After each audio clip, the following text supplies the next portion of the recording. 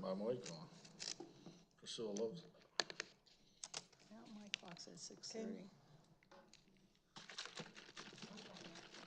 I'd like to call to order the April 3rd meeting for the Saucon Township Council. Okay. We're good.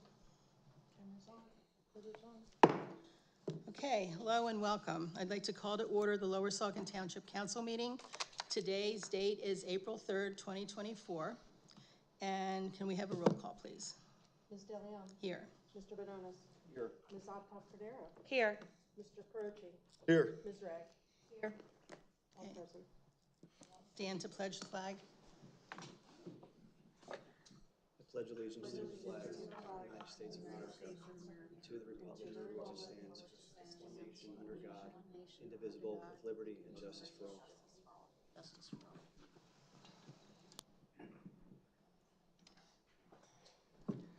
Okay, I'd like to make a motion to amend the agenda for this evening. We added an agenda item, so if I could have a second. Second. Okay, and I don't need to open up to the public, right? Okay. Would the public like to say anything? Okay, hearing none, I guess, council? Any discussion? Can we have? We're going to amend the agenda. What are you going to add to the agenda to amend? The public needs to know that. Right, we're amending the agenda to include the agenda item to appoint an acting township manager. So what's the motion again? Because all you do is motion to amend the agenda, not what for. Well, the first step in this is to amend the agenda because of an inclusion of an item that was not sent out originally. So I guess we're ready for a roll call? No, you haven't had comments from council on this. Well, I'm waiting. And announce the executive session. D, that comes before I this. was going to do that after I amend the agenda. The order on the agenda. Do we have to amend the agenda for the order? I know it's hard. You've only been doing it for I 36 know. years. It's like ABCDs. You can't follow it, but it's fine. Okay, let's just get it together, everybody. We're You amending. start. Why don't you start? Lead by example. Can we do a roll call? For what? We didn't have the announcement of the executive session. That's D. That's next, right after Pledge of Allegiance on the agenda. Again, I'm going to make a motion to amend the agenda to include an agenda item that wasn't included when the original agenda went out. I have a motion on the floor and I have a second. I opened it up to public comment. Does council want to say anything? You opened it to public comment before telling the public what the subject was. And now I just did. If you would have listened, I told them.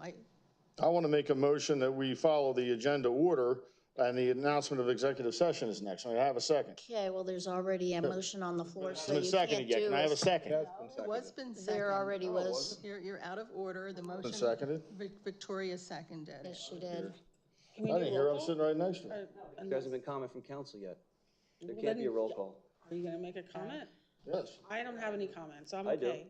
Yeah, I mean, I think this is ridiculous to have to amend the motion. I brought the subject up 2 meetings ago when Mark Hudson announced that he was leaving the township. And I suggested at that time that we consider, rather than hiring, what is it, Keystone Consulting or whatever they are in Harrisburg, to do a new manager search, to consider appointing Kathy Gorman as the interim township manager. The majority of this council loves slapping an interim tag on people. For example, the gentleman to my right is an interim solicitor.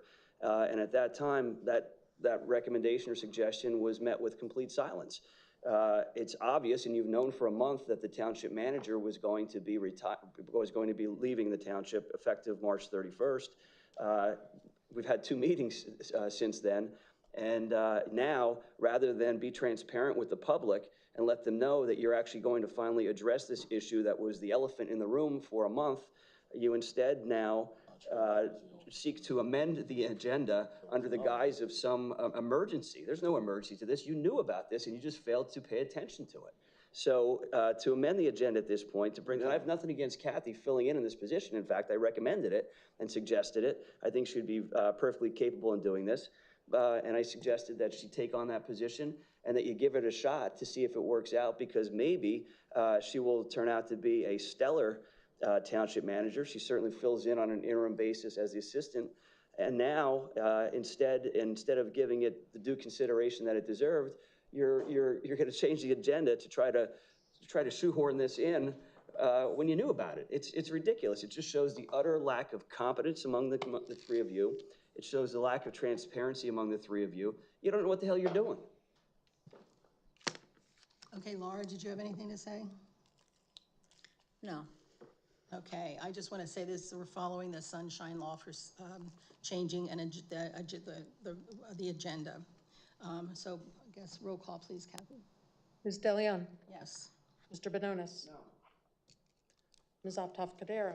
Yes. Mr. Carucci? No. Ms. Ray? Yes. Imagine Motion that. passes 3-2. Okay, thank Covering you, up your Kathy. mistakes. Incompetence, not and- yeah, mistakes, that too. incompetence. Meetings called to order.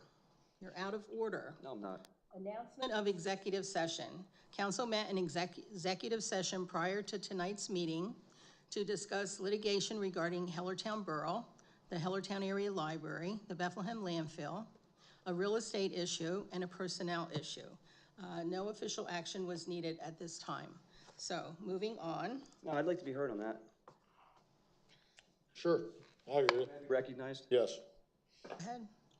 Just so the public is aware of what took place in the so-called executive session. So we entered into the council meeting room, and immediately the interim solicitor, Mr. Gutsuzian, sought to exclude the acting township manager, Kathy Gorman, from those proceedings. Now, I've never been in an executive session where the township manager has not been present, other than for matters perhaps related to employment concerning the township manager or acting township manager. So even though the number of items to be covered during this executive session were not limited to personnel issues, the interim solicitor sought to exclude the manager, the interim manager, who now has been subjected to an amended agenda to be considered for that role. It just tells you the absolute incompetence of the people that are involved in the administration of this township.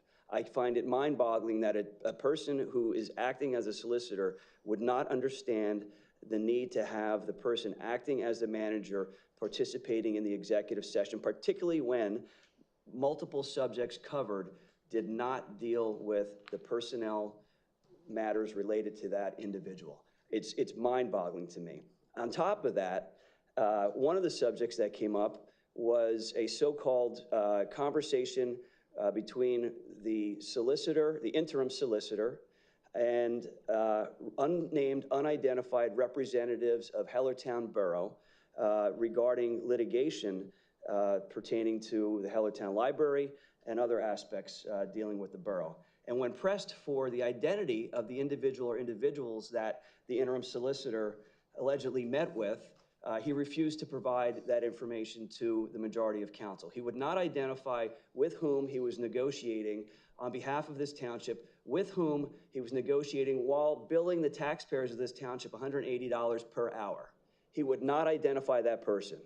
Consider that for a moment. We have a rogue interim solicitor who is out conducting business on behalf of the township. He's not a permanent solicitor because he was never identified as a permanent solicitor. He's out there negotiating on behalf of the township with individuals, and he won't even tell the members of this council, who he's talking to and what they're discussing. So we're supposed to just accept in a vacuum what he tells us and go along with what he tells us. And I pointed out to him in this conversation that he owes an obligation to the members of this council, and he owes an obligation to the members of this township to act in good faith with regard to those discussions. And in particular, Rule of Professional Conduct 1.4 that applies to all lawyers in this Commonwealth says, a lawyer shall promptly inform the client of any decision or circumstance with respect to the client's informed consent as defined in Rule 1.0e, as required by these rules. 2, reasonably consult with the client about the means by which the client's objectives are to be accomplished. That didn't happen here. In fact, it was asked of him to share that information, and he absolutely refused to share that information. 3, keep the client reasonably informed about the status of the matter. That didn't happen here. He again refused to provide us with the identity or identities of the individuals with whom he met and with whom he was negotiating on behalf of the township using your taxpayer dollars, okay? It goes on and on. And I'll point out to you, if you look at second class code sets forth what the duties are of a solicitor. And in the second-class code, 5-1.2, officers and employees, township solicitor talks about the solicitor being a person or firm learned in the law and an active legal practice. It goes on, and it says, the solicitor shall furnish legal advice and opinions to the council, the manager, the chairman of any committee of the council, and to all officers, departments, boards, and commissions on any matter in connection with their official powers or performance of their official duties. Consider that. Consider that. That's what he's supposed to do, and he refuses to do that. He refuses to cooperate and share information with the elected members of this council, elected by you people in the public. I think it's a travesty, and he's certainly inviting upon himself an investigation from the the ethics board, because for him to refuse to share with us who he's negotiating with, what he's discussing, it's a travesty. And if I was a taxpayer, well, I am a taxpayer, but if I was a taxpayer not here, I would be outraged at that conduct. I find it absolutely outrageous. May I be recognized? Are you done, Jason? Are you done, Jason? All right. Yeah, I'm done, thanks. May I be recognized? Yes, you may be recognized. All right. So do you know who Susie met with, our solicitor? No, I do not. Yeah, so if we do a right to know, this is why I'd like to point out, Jason files right to knows, because this is why we have to file them. The solicitor that the township's paying is hiding information from us, who he's met with. And the majority is assisting him with hiding that information with him. So this is why right to knows need to be filed and are filed. It's how we found out last meeting about Priscilla's recusing herself 20 years earlier for the same property that was in discussion in the conditional use hearing. She didn't bring that. She wasn't forthcoming about that. She was hiding that. And she didn't bring that to the public. We had to file the right to know, go through the documents, and find that information, and then she finally recused herself. And I believe she didn't even turn everything over. I think there was some missing documents in that. So even when we do file a right to know, she failed to turn certain communications over. I think Jason has an example of that later. That's why there are right to knows. We have a solicitor who is hiding things from us and operating covertly, and we have a majority that is assisting him with that cover-up. So there'll be more right to knows, and we'll find out who we met with eventually. And but that again is costing taxpayers money, because our township staff has to put the response to the right to knows together and give it to us instead of Mr. Goodsuse. He's lying in his pocket with it. Right. So we got to send a right to know, and then he gets to bill the township for dealing with the right to know for information he's not turning over in the first place. This is how he practices law, and it's a disgrace. He's churning on taxpayers' backs. All of this. All he has to do is give us a name back in executive session. He didn't even have to make it public. But he wouldn't do that, and now taxpayers will bear more costs for his nonsense and Priscilla's complicity with that nonsense. Are you finished, Tom? Yes. Okay, moving on then to number F, appointment of acting township manager. I would like to move to appoint Kathy Gorman, acting manager, retroactive to 3/28/24 tonight. And with my motion, have an agenda item on April 17th agenda for the salary. I'll second. I'd like to be heard. Go ahead, Jason. I agree with this. I brought this up before. Unfortunately, it did not make the agenda when it was initially set, and now it's been amended to include this issue. The one concern that I have, and I think it's a grave concern, is that Kathy serves the role as the assistant manager and also as the finance director. And it's a position that's very important to the township, and she does a very good job in administering those duties. Now that she is going to have the added burden of taking on township manager duties, I'm concerned that it's going to put undue pressure and demands upon her that are going to potentially affect her ability to continue to do her other roles with the same effectiveness. Because of that, I know that we're going to be discussing salary later. I think that it's appropriate for her to make a salary that is greater than what we were paying the Mark Hudson when he was our township manager. And I say that because there are two distinct roles that do have some overlap, but to effectively do both roles requires a tremendous amount of time and energy. And for this council, the majority of this council, to place those burdens on her and not expect her to be paid for the services is a disservice to her and a disservice to the residents of this township. So my recommendation when we get to the point about salary on April 17th is to pay her greater than what we were paying Mark Hudson on a prorated basis because of the added responsibilities that she is taking on in addition to those existing responsibilities as the assistant manager as well as the finance director. You finished? I am. Tom? Yeah, may I be recognized? Yes. Yeah, I think Kathy is the right person for this job. Worked with her for the past 5 years. You know, I think she's great. I'm afraid that, you know, the majority eventually won't see it that way because they politicize everything, whether it's a solicitor, they've hired 2 solicitors that have been political hires. If Link Treadwell was still the solicitor here, Mark Hudson would still be the township manager here, and I know that for a fact, having discussions with certain people. But they politicized that for the first time ever. Link was a solicitor for 23 years. I'm sure they want to politicize this hiring as well. And, you know, that's disgraceful. It shouldn't be that. It should be the most qualified and competent person. And you see by the incompetence of our current solicitor, what trouble that gets you into. We received a disturbing email from the firm that the majority here decided to hire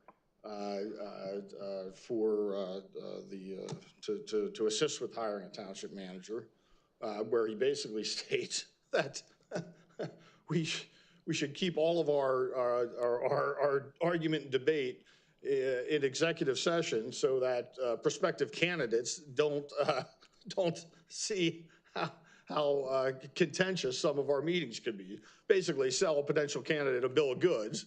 You know, like you're selling a car that whose transmission is going or something like that. Sell the prospective candidates a bill of goods until you get them in the door, and then go back to your normal debate. So I thought that was that seemed right up. The firm that they hired seems aligned with them of cover things up, misrepresent things. Until you can get something done. But it's, I guess, par for the course with Ms. DeLeon. Okay, I go next. And when we hired the interim manager, when Leslie left, he wasn't here during the whole time. He was only here a couple days a week. So his duties as manager was not full-time like Mark's was. We also had Link with 23 years of experience as a solicitor, not someone now who's never been a solicitor of a township. Who's never been a solicitor of a township. Yeah, we also had Chief Go into Blatantly recess. incompetent, blatantly incompetent. Chief Barton was also helping out. And Chief Barton was also helping out, that's right. That's right, Chief Barton was also helping out, Recess if that's you want. right. We'll go into recess all night long. All night Go into long. recess. Lionel All Richie, all night night long, long. You know Vladimir. the songs, right? I'm here. Glad. You know the songs. Yeah. All night long. All Lionel night Richie. long. All night. Like Man in the Mirror. Okay, who's That was next? Victoria? I'm in favor of appointing the acting manager and having the salary on the April 17th meeting. Okay, Laura? Yes, I agree. I Of course you do. don't appreciate the smart remarks all the time and At least the there's something smart on this side of the table. One at a time, please. unprofessional, very unprofessional. Kind of like when you encourage people to come to my And- house on Christmas and Excuse me, protest at my Laura house, right? has the Kind of floor now. unprofessional like that. Let's talk about Laura that. You has want to the talk floor. unprofessional? Let's get into that. Go ahead, Laura. You were going to say? I agree that we should appoint Kathy as the acting township manager and then address the salary on our next agenda. She's at her word limit. Okay, at this time, I'm going to open it up to the floor. Would anybody in the audience like to come up and speak? And remember, there's a 5-minute, I'm fine. Andrea Witchen. We have set a new record tonight.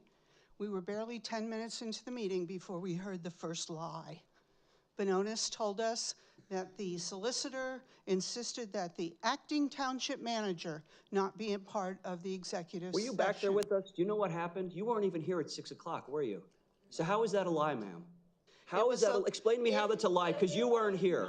You weren't here. Then why are we voting on this motion now You were to not here. an one at a acting time. township not manager? here. You has said, the floor. he said that, Gazouzian said that You weren't here. Weren't You're the there. one lying, ma'am. Weren't there, you weren't they're there. Do lying. not have the floor. The resident has the floor. As she's Bononis. making attacks on me, you allow it to happen. She addressed And him. she's calling me a Addressed liar. him. She's calling me a Addressed liar him when she's the directly, one who's standing here Priscilla lying because she Vladimir. wasn't even here to know what was going on. I don't And have you to. allowed this to happen. What I know is that you Priscilla. stated Contact Vladimir. at 6:35 that she was the acting township manager. She was not. You are voting on that right now. That's what's called a lie. Okay. Secondly, you Let the stated record we reflect have to accept in a vacuum what Solicitor Right. Please, one at a time. You don't like people interrupting you. Do you understand about voting? Hold on, wait. No Here we go. conversations Now Steve, between the audience. Susie's gonna get in here. Priscilla's elected, now Steve's gonna run it, Give him the Susie's gavel. gonna Give him run the it. gavel. Let him run it. Susie, run it. We were also informed that we needed to accept in a vacuum what Solicitor Gazouzian was doing. That would be identical to the behavior that we understood was the proper way for a solicitor to behave when Lincoln Treadwell was here and he was given total control over the library issues, and that's how we ended up with over $400,000 in legal fees in a single year. Third, while I'm very supportive of asking Kathy if she is interested in having this position and if you have had the appropriate human resource discussions with her and she is willing to have this public, I think that's a fine idea. What was not a fine idea were the last 2 meetings at which Mr. Bononis behaved in an appalling, disreputable, despicable manner by asking Kathy That's personal in insults. public. Has the floor. We had a code of conduct Where's the against code of personal conduct? insults. What, did you, I mean, By the code of asking conduct. Kathy in Are you gonna enforce the public, code of conduct or not? in front of the people she would serve, and because she is a paid employee, there is a power differential that needs to be understood here. If you knew anything about human resource management, you would understand how completely inappropriate it was to ask Ms. Gorman in front of the public, do you want this job? And that's what happened. And it was disgusting. And it just shows how much Mr. Bononis and Mr. Carochi do not know about running an organization, particularly one that deals with human resources and with the needs of employees. It was at that meeting. appalling. I don't even think I was at that meeting. Did And you I hope need you, more time because you were interrupted? I hope you are willing to do this because frankly, I don't think we're ever going to find anybody else. Maybe you could do it. We had a. Blog about it too. We would still have Mark Hudson if they wouldn't have fired Link. We'd still have Okay, Mark Hudson. anybody else dare to even come up? You're more than welcome.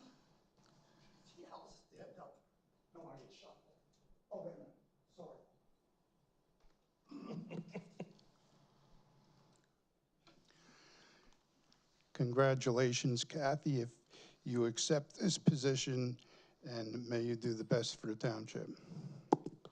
We need good people. Thank you, Mark. Mr. Zimic, while you're at the podium, I'd like to ask you a question. Why did you change your Facebook picture to a picture of myself, my wife, and my kids that were dressed up in our home? Why did you pull that picture from my wife's Facebook page and use that as your Facebook page? I'd like to know an answer to that. Could you share that with the public? Because I find it interesting. I also find it to be threatening. You want to go up Can to you the answer that podium? question, sir? I guess not. I guess not. Okay. Maybe you'll follow me out of the meeting again, out into the parking lot like you did last time, trying to intimidate me, so the police officer had to follow you out, sir. Maybe that'll happen again, too. Please take the stand. And Please take the stand.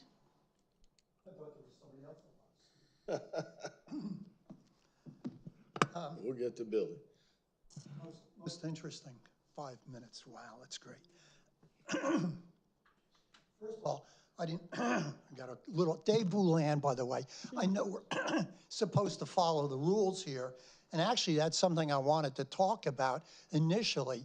So when I got ready this afternoon to sit down and think about whether there's some topics here that might be worth talking about with the council before I got to the council, I realized that I got an email, and it said something like, today at noon, I got this amended council agenda. And if I'm right, there's a resolution called 31202A that says, and it's signed by our council president. I hope that's not intimidating. I know you're not intimidated. It says, Intimidated at all. good, that's a good thing. Shrink's behind that microphone. The council and provide names for public review at least 3 days prior to comment for each meeting. 3 days, okay? This was more like 6 hours. Now, I may not be a whiz at math, although I do have done considerable amount, but About the that's, sunshine law, that they changed the rules about 2 years ago, that you could amend the agenda, and we did it the proper way and add something to it. so where does it say you can add something in this resolution, which, by the way, has got about 6 more items on it than the original from the previous administration? Where does it say that you can just willy-nilly change anything you want? So the public who's, excuse me, Don't interrupt. I'm sorry if you're. Trying to answer, but I hold back. That's right. We all make mistakes, even me. All right. So the bottom line is, where does it say that you can just willy-nilly change it wherever you want? Now, I see in here, by the way, I did actually read this resolution finally, and I see all sorts of ambiguities and redundancies about what you can and can't do, and we're all here to promote an atmosphere of reasoned expressions and ideas. I don't find that to be the case, and I hope to speak about that a little bit later. It's not clear to me even was I going to get a chance to speak about this appointment for Kathy Gorman, who I hold in very high esteem, but I don't find just 2 positions. I find 3 in my agenda. There's 2 new ones. Did anybody say anything about that? Laura Ray? You look like a deer in the headlights here. I'm sorry. So there's a Order. township That is out secretary. of order now. But Andrew Witchen. Attack me, but you're gonna stop him. Something as mild as your deer in the headlights. Say a word, right. You are such a That's the nicest thing that's been said clown. from that podium. That's the nicest thing that's been said from that podium all night compared to what was said, Jason. And you're calling him out You on have a point that. of You order? are such a hypocrite. You are such a hypocrite and a fraud. You are It's such a hypocrite and a nice to fraud. see that a few more of the council members are now awake and ready to go. Anyhow, it does say that, if I read it correctly, and by the way, I didn't read the resolution fully, but there's one for the township secretary. That would be a second job. And then there's a township zoning, a planning, zoning administrator. That's a third job. Wow, if you keep going, she'll be running the whole town and doing everything, which in my opinion would be just wonderful. That's not what I'm complaining about. I'm complaining about you are not following your own resolution 31/2024A, and I will give examples of that later if you will let me, because I'll run out of time very quickly if I start going through them right now. And I would like to know, if we have all these rules and regulations, it's just like the police. If you're speeding and those lights show up in your rearview mirror, you get a ticket and you pay a fine. What happens when the council people don't follow their own resolutions? especially when they're made up by one person in particular and not necessarily voted up by the remainder of the council. That's a question. I know we never get our questions answered, so if you just sit there and everybody smiles, we'll all be great. I don't like it a bit, all right? So that's really one of them. All right, so the council president can expand the individual comment periods. We just saw that. And by the way, people in the audience aren't supposed to make comments, which clearly, even now and then, I laugh and do, but I don't find it right. And I want to see something stop about that. And as far as these threats that people make, yeah, they're getting pretty tough, I'll tell you. I did walk outside the other evening, and who do I see out there in this far distance? But one of the people that was at this meeting who was making threats, I will say, was out there being calmed down by one of our officers, thank gosh. But if people knew what goes on here, if the public knew, you wouldn't show up either. And yes, I have several people that have said to me, women. Okay, you have only 15 seconds left. 18. And the bottom line is, they don't come anymore because they're scared to come. Because they're scared to walk outside because some of these people that are here yelling and screaming and pointing fingers, and you did this and you did that, and we're gonna get your family. I would like a reply at some point, and I'd like it in writing so there's no ambiguity. Thanks. Okay. My name is Kathy Pitchell-McGovern, and I am not afraid at all of coming to a township meeting. I'm not afraid of being threatened by anyone. What I am tired of hearing is Bononis and Carochi wasting everybody's time, dragging it out, paying the solicitor longer. You talk about using our money, spending our money foolishly, and we sit here every night, every other Wednesday till 10:30, 11:30, 12:30, listening to the two of you go back and forth and back and forth. There's no credibility. And I'm not afraid of my own township, ever, actually. Thank you. Could I ask you a question about credibility? So you stood up at that podium and you said that I was related to Mark Ingalls and Jen Zavacki, that we were family members. And that, yes, you family, did. Yes, you did. It's in the minutes. It's in the minutes. So we're related. It's in the minutes, you crazy cat. We're related. Okay, so I assured you that we're not, and you stand there and you talk about credibility and wasting people's time, and yet you can spew garbage like that. No offense to Mary Ann Garber, who's here from the landfill, but literally garbage. It comes out of your mouth and you talk about wasting time. Right. So you're saying that Jason, Jennifer, and Mark were all related as family? Not appropriate well, to but this we should also disclose family relationship. I know, for example, that Priscilla, her brother is Mr. Ozemic. And, you know, I don't know, you can tell, obviously, the resemblance is There's a quite roll call common. on the floor. And, they look exactly the same. We're calling and for their a roll personalities call are the on the same. floor. And I'd just like to see the power lines that they grew up Will next be to. a roll call. Come back to them, maybe. Kathy, start all over again, please. Mr. Bononis? The motion is to appoint you as the township manager? Acting Is that what the motion is? the township manager, yes. Okay, I will vote yes for that. Ms. Optoff Cordero? Yes. Mr. Carochi? Yes. Ms. Ray? Yes. Ms. DeLeon? Yes. Motion passes 5-0. Congratulations. Yeah, you're the only. Thank you for your faith. You're the only thing that brings us together. You're more competent than the three of them and the solicitor combined. Thank you for your confidence. Okay, moving on for public comment procedure. At all, the administrative code, there's a code of conduct copy out in the doorway. Make sure you follow it because the chair doesn't. Yeah. You can insult us, but not her. Okay, there's a 5-minute public comment period for each agenda item. There's a 5-minute comment period for non-agenda items at the end of the meeting. So just be mindful of that. Next, we have the junior council members report. Nitya and Ruja, is that how you say their names? Okay, hi. Did you want to give a report? Yeah. Okay, is there a microphone on your table? And make sure the green button's on, please. So on April 25th at Saucon Valley High School in the auditorium, there's going to be the senior Saucon pageant. which is basically where Saucon seniors perform, I guess, and people can donate money, and the money goes to pediatric cancer instead of Minithon this year. And so it goes to a good cause, so if anyone wants to come, be appreciated. And what's the date again? April 25th at 7. Okay, yeah, Could, okay. could we advertise that on the township website to get some additional views and perhaps draw some additional traffic to the event? Yes.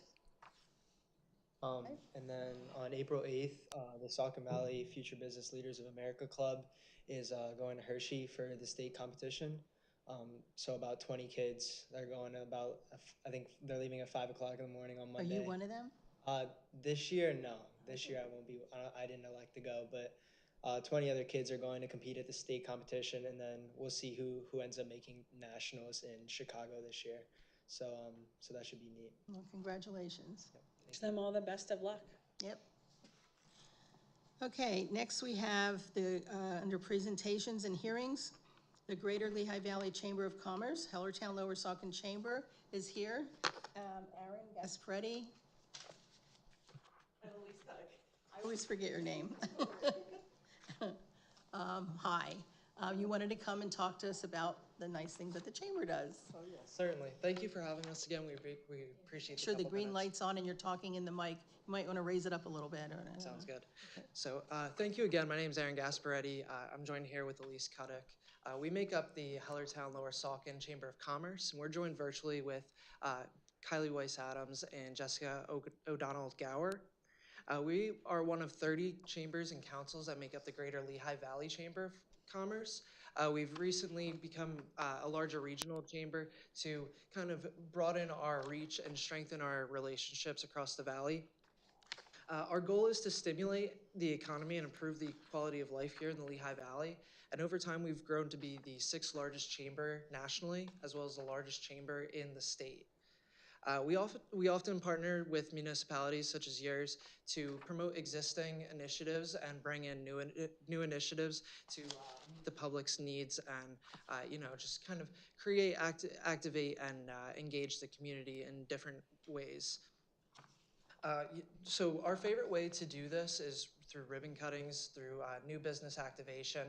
We generate a lot of buzz for new businesses coming into town and celebrating anniversaries. We just had one in Lower Saucon last week or 2 weeks ago with Jersey Mike's coming into town. That was a huge, huge, huge buzz. We greatly appreciated being a part of that day. We can do a number of other things, such as during the pandemic, we helped support the counties through dispersing CARES and ARPS funds. We were selected by the counties to not negotiate, but field the application so all the businesses can receive proper funding to thrive and survive through the pandemic. That, right? Part of our initiatives are the Main Street Lehigh Valley Foundation. We do a number of beautification projects such as park benches, new lights, and stuff like that that really help out the community as a whole. And boroughs, townships, and municipalities can apply for matching grants through our foundation, and we can provide additional funds to do things such as handicapped accessible playground equipment, new sidewalks, stuff like that. It's a super, super program to be a part of. And on your desks, there's a QR code that links to the PDF that is up on the screen. And that just goes over your member benefits. Each one of you are members of the chamber as well as the township as a whole. So we can do things like promote your activities. If you have any Easter egg hunts that went on, the last couple weeks, send it to us. We could post it on social with the groups going to the different school events and whatnot. We can post that stuff too and support, get more eyes on what we're trying to accomplish here in Lower Saucon Township. Our number one event that we do in Lower Saucon is the semi-annual restaurant week. We had a number of restaurants around here, such as Yanni's Taverna and Plaza Azteca, and we had the Art Cafe actually made it onto WFMZ, and they had a great, it was a couple-minute interview segment, and it was beautiful. So we really like to drive the businesses to the local treasures that are around, and I feel like sometimes people miss it. So we do our best to promote and support the existing establishments here and create a stronger community for everybody. please feel free to reach out in any types of ways. We left our business cards for you, so we would love to be supportive however we can to make Lower Saucon Township just a beautiful place to work, play, and thrive. Well, thank you.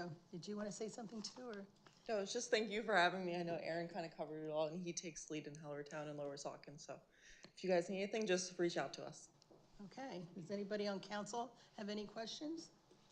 I just want to thank you for coming and thank you for the presentation.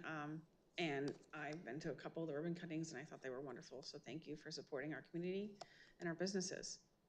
Thank you. Yeah, we're happy to, and please come out. We would love to shout you out and have the council support at these events. It means the world to these businesses. Sometimes you see the tears in their face, and you can see all of their hard work and everything that they pour into it. It really means a lot. So we'll try to keep you folks as posted as possible. And if you hear anything coming into town, please let us know so we can generate as much buzz as possible down here in Lower Saucon Township. Right.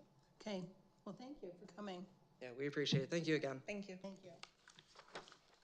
Let's see, where are we? Okay, moving on then, we have to review of Lower Saucon Township Police Department resources at Saucon Valley School District. This was requested by Mr. Bononis, and there's no accompanying data or information, so. Yeah, I had asked for this because, as some of you know, when we had the last council meeting, I had announced that I had received a message that the Saucon Valley School District was going to be closed for another day. And that was a result of the bomb threats that were called in that caused tremendous disruption to our community. And this seems to be an ongoing issue. We had this issue of a threat of violence against the school around this time last year, as I recall, with regard to the Satanist Club, and the school was closed at that time, and again, it was closed for a few days just a few weeks ago. So I'm just interested in hearing any updates that the police can provide with regard to those issues, and if we can get an overview of the Lower Saucon Township police resources that have been devoted to addressing these crises that are taking place at the Saucon Valley School District campus. I certainly commend our police officers for their diligence. I know that they were there investigating when those threats came in, and they were also there on campus, as they always are, but certainly with a heavier presence to portray or to provide greater visibility, to hopefully provide some comfort to the public and the parents and guardians that are dropping their kids off at the school. So I'm interested in hearing that, and I think Chief Barn could share some information that may help put the community at ease, and also provide some perspective on these things, because it wasn't that long ago that we weren't having these sorts of repeated threats, and it wasn't that long ago that our police resources were being so heavily devoted to addressing them. So I'd like to see if Chief can give us some information on that. I can, sure, Jason. I can give you as much as I can because it is an ongoing investigation, Yeah, so please bear with me. Some things I'm not going to be able to share. As most of you are already aware, we had 3 threats at the Saucon Valley School District. One was reported on March 19th, one was reported on March 20th, and another one was reported on March 21st. The first school threat closed school on March 20th. The second one closed school on March 21st. And the third one did not close school and was found to be non-credible through some investigative sources. As far as resources, our detective to this day is working on it diligently, has worked on it since the first threat. From the first threat, we had officers assigned that were night shift, did a search of the school with school staff, which follows our protocol for threats. Day shift also followed through with that, and then we had another day shift officer doing some follow-up out of the area as well. The second threat, the night shift officer took the report, Detective Marth followed up with the investigation, and then during the day, Sergeant Lighty oversaw a canine sweep with 4 canines from Northampton County through the school campus in an attempt to keep it secure and locked down so that we could hopefully go back to school on the 3rd day. That did happen. We ended up with the third threat and was found non-credible. The school was secure, and I put an extra police presence into the school on that Friday when school reopened. As far as extra presence, I assigned day shift officers to deploy to the high school, both at the student arrival time and dismissal time. And I had 2 other officers assigned to the campus between 7 a.m. and 3:30 p.m. during the school day to patrol the school hallways, interior and outside, to show an additional police presence. I was also there in the morning for arrival time as well. And the day went off without a hitch. I mean, there were several students and faculty who were missing, but that was their prerogative, and we made it through the day. As everybody should be aware, there was a press release put out by the district attorney's office. We did make 1 arrest, and the following day, or 2 days later, we made a 2nd arrest of juveniles. And like I said, the investigation is still continuing.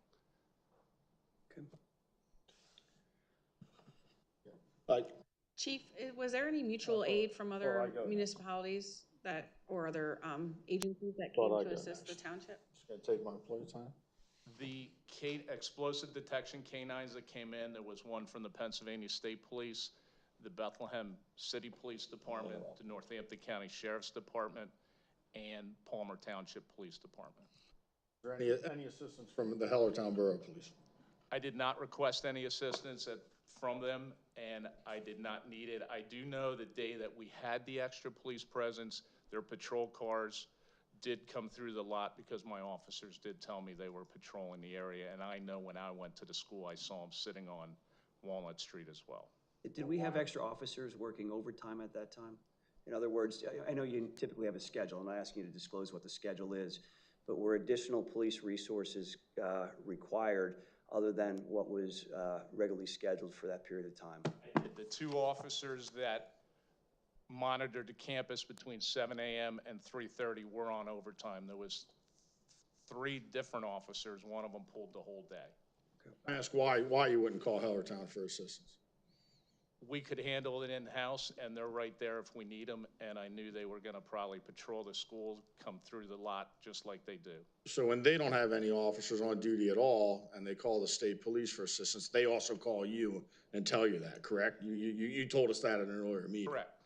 But when we have a threat, you don't even bother. It's just a waste of time. It's a waste of time to call them? No, it's not a waste of time. They were aware that we had the threat, and they were also aware that we were gonna have an extra police presence there. And that has happened in the past as well. Do you think having a permanent resource officer at the school would be a good thing in light of threats like this? Do you think that would have had any bearing at all of the threats even being made? If the police were in the school and more embedded with the student body? I can't answer that, if it would have any effect on no threats. Do I support a school resource officer in our school district? Absolutely. And we offered that, I believe, and the school board declined, I believe. Yeah, they did. I mean, it's a new school board, and if that's something that you support and you feel that Lower Saucon Township police resources are being diverted from their ordinary duties or requiring additional resources being committed to that particular location, is there any reason why we would not engage in those discussions again to see if they have a different position? I recall this was probably 2 years ago or so that we had discussions with them. I believe you did, and Link Treadwell. Correct. And it may have been Mark Hudson, or it may have been Peter. I'm not sure.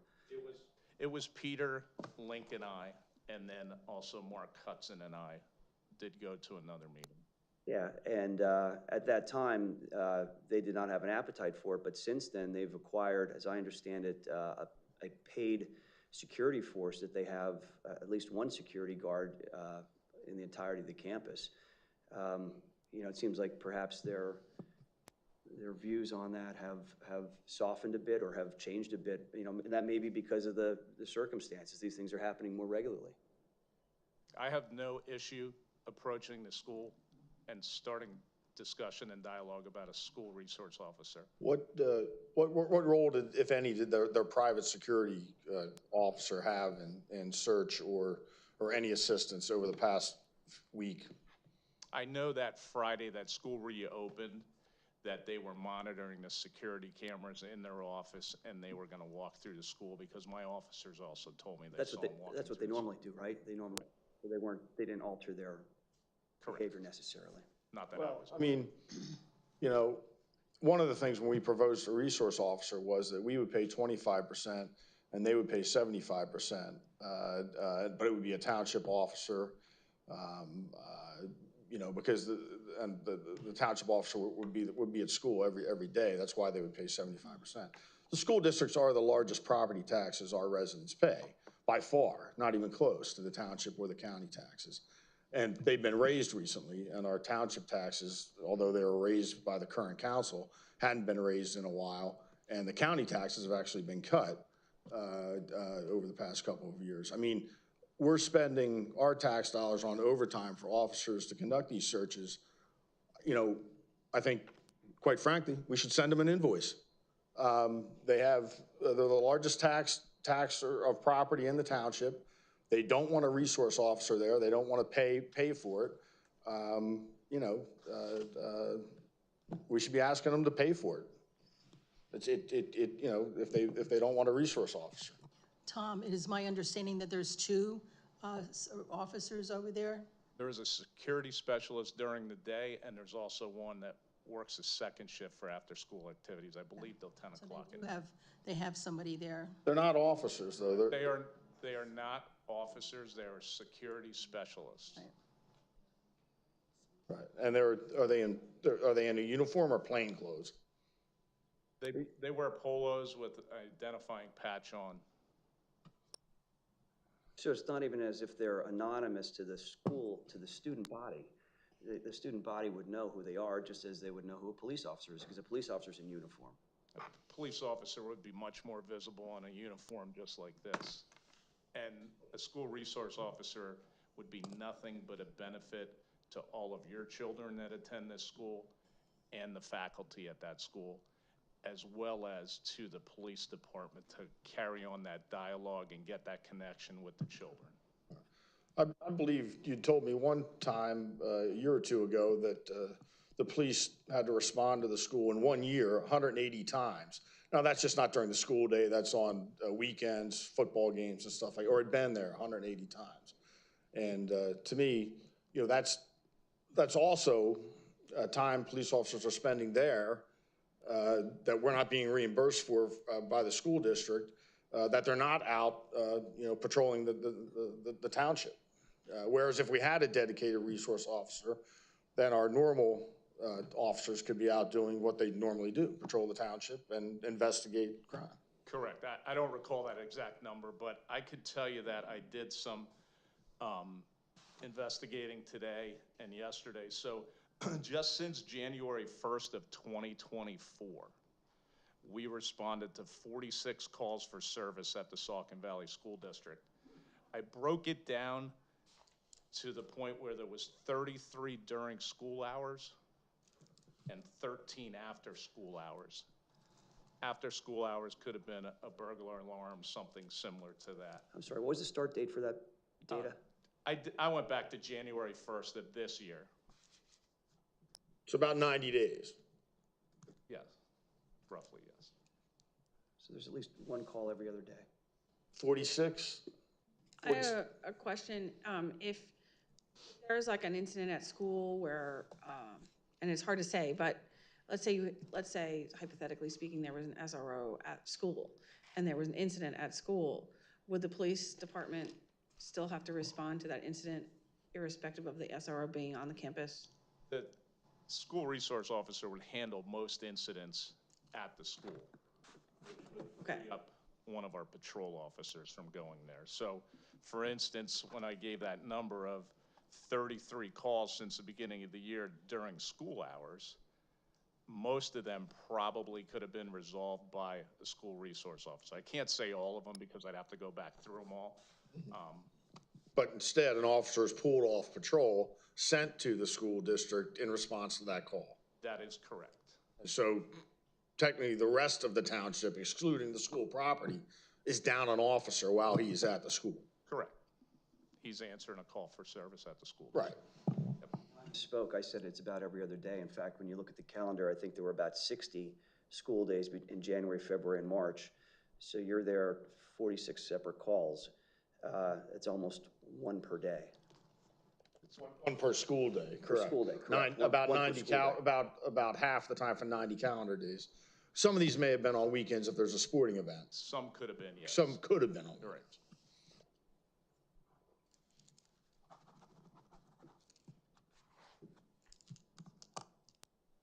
Well, I mean, I'm still in support of a school resource officer like Chief Barn. I'll make a motion to have Chief Barn engage in discussions with Saucon Valley School District Administration for the purposes of exploring a possible school resource officer staffed by a Lower Saucon Township police officer.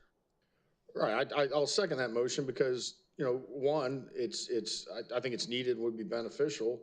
The most important thing is school safety. And I think, you know, I don't understand their unwillingness to spend any money on that. To be clear, are you looking to reallocate one of our current police officers as an SRO? Or are you looking for the exploration to be hiring an additional police officer who would be identified as an SRO with some kind of sharing between the township and the district? Yes. Are you asking me, or are you asking for my motion? Well, he made the motion, but I second it. My thoughts are, I'd like to hear back if they're interested in it. Right. And if they're interested in it, then we'll figure out the staffing. I mean, we have, I believe we're fully staffed now as a department, although we may be down one, right? We're missing one officer. Yeah, so yes. there's going to be a hiring need there, and to the extent that there's an existing, if this can gain some traction and move forward, as I think it should, for the safety of our school campus, you know, I defer to Chief as to the staffing needs for that. Right. I'm not putting the cart ahead of the horse here. I think that's premature. I mean, The reason why I asked the question is you're making you're answering the question. that So I perhaps am also situation where our saying, chief let it up for the doesn't chief have, to enough decide whether he wants an staff right additional now officer or doesn't want an onto additional officer. our But I calls would like the in township So to, if we're gonna take the same officer ask the and school put them on district SRO, to go one of you at a 75% to 25. Well, she shouldn't have cut me So, off then. so So I would that, I ask think, that they would be do the appropriate to identify 25% whether or not from we're gonna us use our current and staff 75% or from the hire a school new district. staff to cover the extra time that we're looking to make up from all of these calls. Because we've talked about a situation where we send an officer every day. And if we're gonna reallocate one of our officers that we've already hired for our township business, that doesn't make much sense to me if we're Nobody taking said that. something away to do the same thing they're doing now. Nobody If we're gonna said do that, it would make more sense to say we're gonna hire somebody on top of the staffing that we thought was appropriate at the time for our township. You should, Victoria, you should leave the. That's should leave the point of. Victoria, police department to the I mean, you police don't know. chief. You should, exactly. You should leave the staffing decision or recommendation to council up to somebody with expertise. And it's not you, obviously, it's Chief Barn. If he decides that this should be a new hire, then I'd be willing to go along with it. If he decides we can do it from our current officers that are hired, that's fine too. But I would ask that the school district reimburse at least 75% of this individual salary if he's going to be over there 180 days plus a year. That we do get some money from the school. But that's a decision that it's way above your head. Way above your head. Let's leave. Insulting. If we're That's an gonna make an insult. argument about staffing, that currently we're putting the township at risk because we're allocating our current staff to respond to the school district, it doesn't make any sense to reduce our staff to fill the need. If you wanna add staff I didn't to suggest that. fill the need, that would make sense to comport with the concerns that you brought up about our officers responding on a daily basis and taking away from other township needs. So that's the point that I'm trying to make. It's not about whether Chief Barn can or can't allocate his staffing. It's about the argument of using our resources in our township to help the school district. That's the point. I think that if you're going to engage and use our staff's time, more of our staff's time to engage the school district. It would be appropriate to at least give them some criteria and say, we're looking to add on top of, because our current staff it's putting our township at risk. You're gonna give That's what you're you're gonna give the police criteria, that's great. I have That's two great. questions. Sure. Okay, has the school district been in contact with you over that their officers that they have on duty, like they need help or anything, like in a normal time? Officers, we have officers, they're security guards. Don't denigrate our officers by calling those people officers. They are security guards, not officers. Okay, you know what I'm talking about, so can you answer? I have ongoing dialogue with the school, but never to assist their security specialist. We're always called there for calls of service, whether it's a medical call, whether it's to assist them with stuff that I will not discuss further, fights, disturbances, stuff like that. Right. So, okay, so we have a school district that's, you said had how many calls?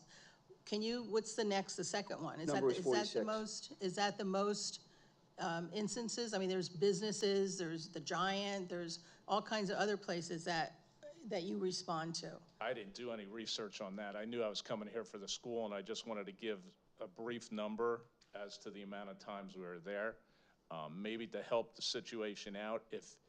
If I open discussion and dialogue like you're gonna pass the motion, I believe, I would open that up, see if I can get cooperation from the school. If the cooperation is there and they're in favor of it, and this council is in favor of it, it would clearly be my recommendation that we hire an additional officer to fulfill that position for the 9 months out of the year, which would give us the 75-25 that Mr. Carochi's talking about, or whatever kind of financial agreements are worked out, whether it's grant money, stuff like that. But I would make a request that we hire an additional officer. With that being said, let's understand that this doesn't happen overnight. First of all, we have the hiring problem, as we're all well aware of. Second of all, in order to go in as a school resource officer, you have to be trained as a school resource officer, and it takes a special person to do that. So there would have to be interviews there. So that hopefully might answer some questions, but I would definitely request an additional officer. Well, I think, it is gonna take a while, and that's why I think we should pass this motion tonight to at least start the conversations of this possibly happening with the goal that if the school district agrees, that someone could be in place hopefully by September next year when school goes back into session. And that may be aggressive. We do have time. It's only April 3rd. I know it's going to be a while to find the special person you're looking for. But if we start that process tonight from our end, hopefully it can be done. The more time, the better. And I don't think there's a better time than right now. I agree. Chief, is your recommendation that, do you think that it's appropriate for you to approach the school district to discuss this issue? I have no problem You've already done it before. approaching the school district. I did it before, and I have a lot of documentation to it. And our neighboring departments that have school resource officers have also reached out to me prior the last time and the time before that if I ever need any assistance. So the resources are there, and I'm not afraid to use them. And all of our neighboring districts have officers, school resource, all of them. Yes. All of our neighboring districts. And in fact, just about every To school district clarify in my Lehigh Valley question, does, right? My question was whether or not, Already speaking. the question was whether or not you My think, question again, not whether you can, but whether you think it's appropriate for us to have you go to the school district to request this. Do you think this is a need? Yes, I do find it as a need. Okay, thank you. Yes. Jason? to be clear, Saucon Valley School District may be the only school district in the entire Lehigh Valley that does not have a licensed police officer serving as a school resource officer, correct? I believe we're one of a few, yes. Yeah, and this is a situation where we don't want to be in the minority Correct. yet again. I think it sounds like a good idea to approach the school and see what they think. Maybe they have a different thought than they did last time. and then we can move from there. All right, there's a motion on the floor and there's a second. Okay, so we had council discussion. Can we just clarify that the motion would be to add an additional officer? No, the motion is No, to that's approach not the my school motion. district. You're talking about hiring people and doing all these other things. First thing we have to do, I mean, it's very logical. I understand logic is lost on some people on this council, but the logical process, as Chief had explained, is for him, because he's done, hello, can I finish? Yes. Please finish. The logical progression of this is for Chief Barnt, who has done this before, who has conversations with him before, who has the information, and also has access to other departments that do this, to approach the school to see if they're interested in it. If they tell him that they're not interested in it and go pound sand like they did before, well then, at that point, I don't know why we're even talking about hiring another police officer or doing anything else, because that's where it ends. So how about if the chief goes and does what we ask him to do, that he uses the skill set that he has, the information that he has, to go and get an answer to that question to see if there's interest, and then if there is, then we figure out how to staff it. Ms. Optoff fails to understand the basic concept that the school board doesn't want, if the school board doesn't want a police officer, they don't have to have one. Even though the school district is in Lower Saucon Township, she fails to understand that basic concept. The item of either we're adding an additional officer. My motion's my motion. Okay. Your failure to understand it is absolutely incredible. It was a simple, basic motion to engage in conversation with the school board and the school district about possibly a resource officer. That was the motion made, that's the motion was seconded. She fails to understand that even though the school district is located in Lower Saucon Township, you can't just send an officer in there that they don't want all the time. You only respond to calls, is that correct? Correct. Or maybe do a regular patrol of the parking lot or something like that. But actually going in the school, I know, Ms. Optoff fails to understand basic concepts. We can say a whole bunch of stuff about you too, but I really Go ahead, hold my. I'd love to hear it. No, because I wasn't raised that way. Oh, yeah, okay. Raised that way. You and Mark, Okay, you can and we Mr. do a Ozimic roll weren't raised that call way? on this motion so we can You and carry Mr. on? Ozimic weren't raised that way, your brother? Can you state the motion one more time?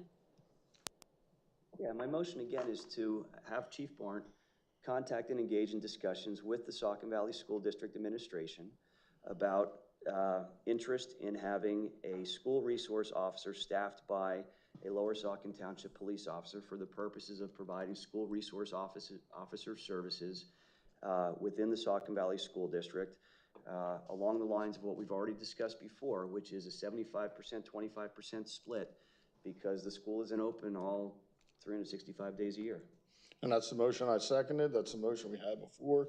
I don't understand, people can't understand. Well, it's a really complicated Basic motion. motion, very complicated. Public safety is very Way complicated. above, way above. Okay, I'm going to end council discussion and then open it up to the audience, whoever wants to speak. I'm sorry, you're going to have to step aside, Chief.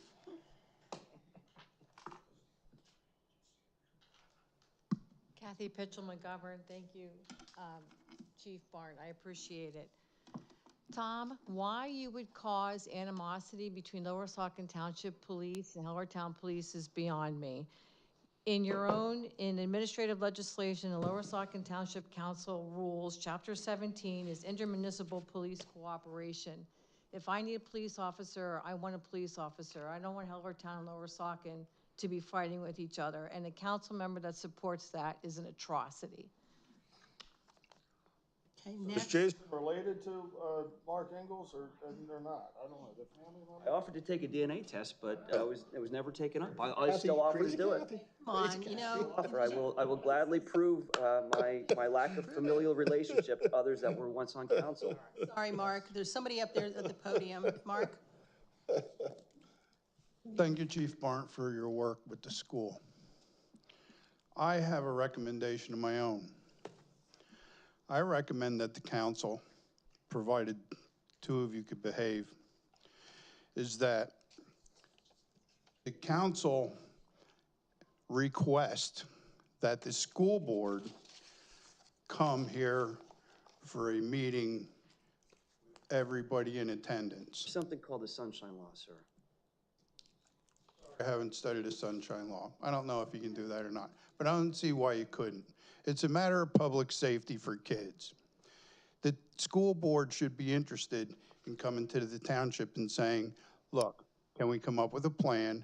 Can we work together to make sure that the kids don't have a problem in school. And you know what? This wouldn't be coming from a 13, 14, or 16-year-old Mr. Ozimek.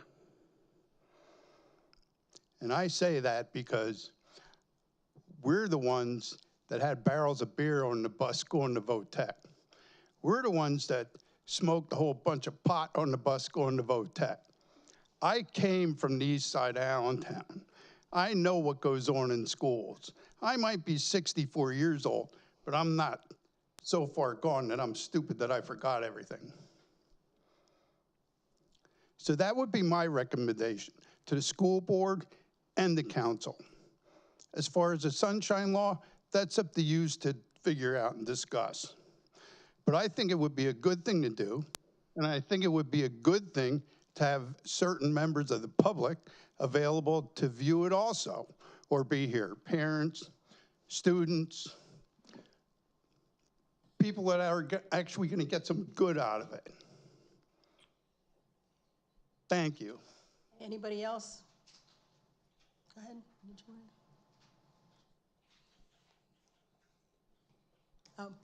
thought you had something more to offer. No, I would say that if the motion passes tonight, if you can give me till the first meeting in May, and I'll come back and give you a report as to where we're at. Hopefully it progresses, and we can move forward from there. Okay. I hope it brings us good news. Ms. Optoff Cordero. You want to ask what we're voting on? I vote yes, and just so the public and the school district understand, I am not going to be rigid with respect to the funding allocation identified, and it's my personal view, as what Chief Barnett indicated, that this would be in addition to the current police force in Lower Saucon. Thank you.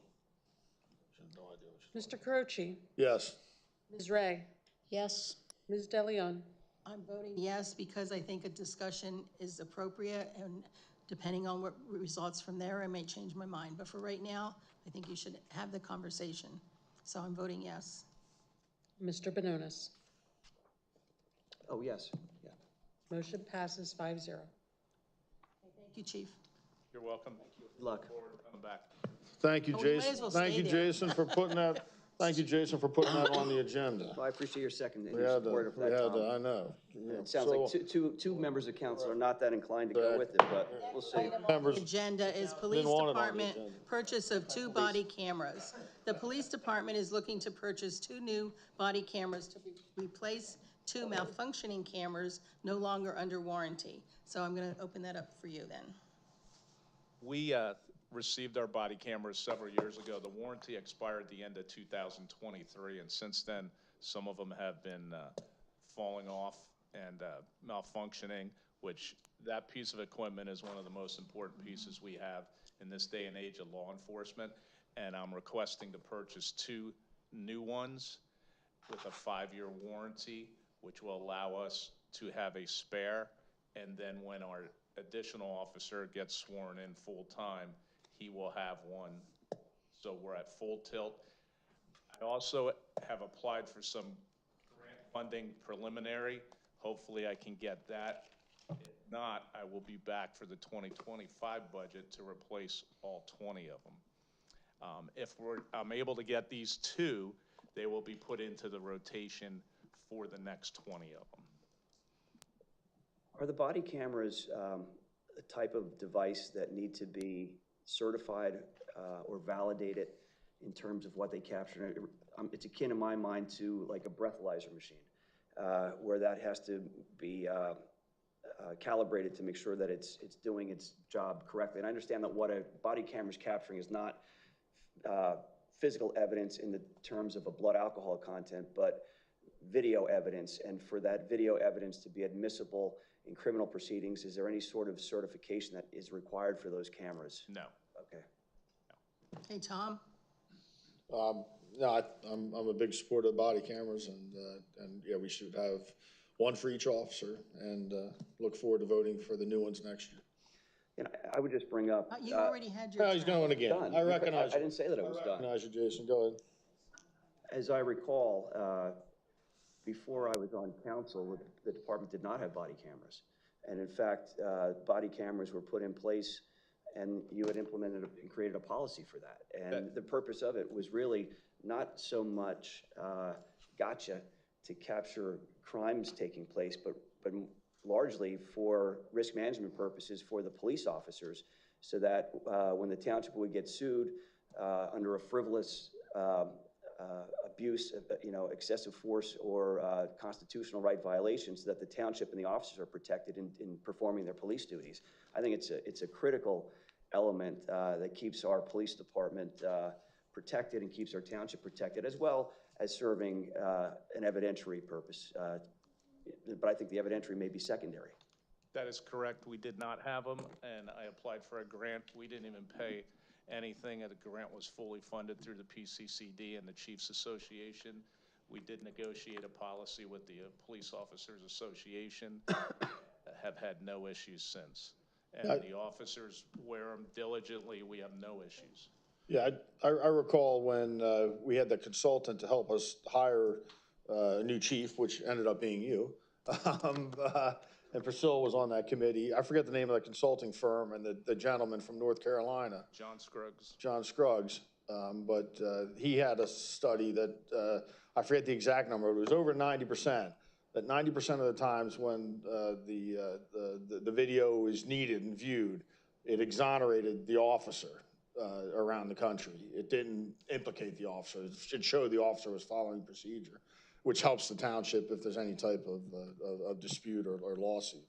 So they're valuable. They're valuable to taxpayers. They save a lot of potential false claims by defendants. Okay, it's my turn, if I'm not interrupted. I support this. You know, I've always supported these body cams, and they're there to protect the officer, in my opinion. So anyway, is this out of this year's budget? Were these budgeted for 2024? They were not. That's why they're being brought back to you. Okay, so we have money in the budget to pay this. Okay, thank you. Victoria? I'm in full support of it, thank you. Laura? Yes, I'm in full support as well. I just had one question then on the subscription fee. Is that like maybe for cloud storage for the video, or what does that cover? Good question. We don't have cloud storage. We have a server that is secured in our evidence room, so everything downloads right to that when the officers come back and put them in the docking stations. I saw that on TV. Is that backed up? That is clear, yes. That is clearly the warranty, which I could assure you that the last warranty has been very beneficial to us, whether it was batteries or malfunctions. They would send us a new camera and we would send the old one back and there'd be no questions asked. That's great. Yes. Usually not worthwhile buying the warranty on other things, you know? No, this is great.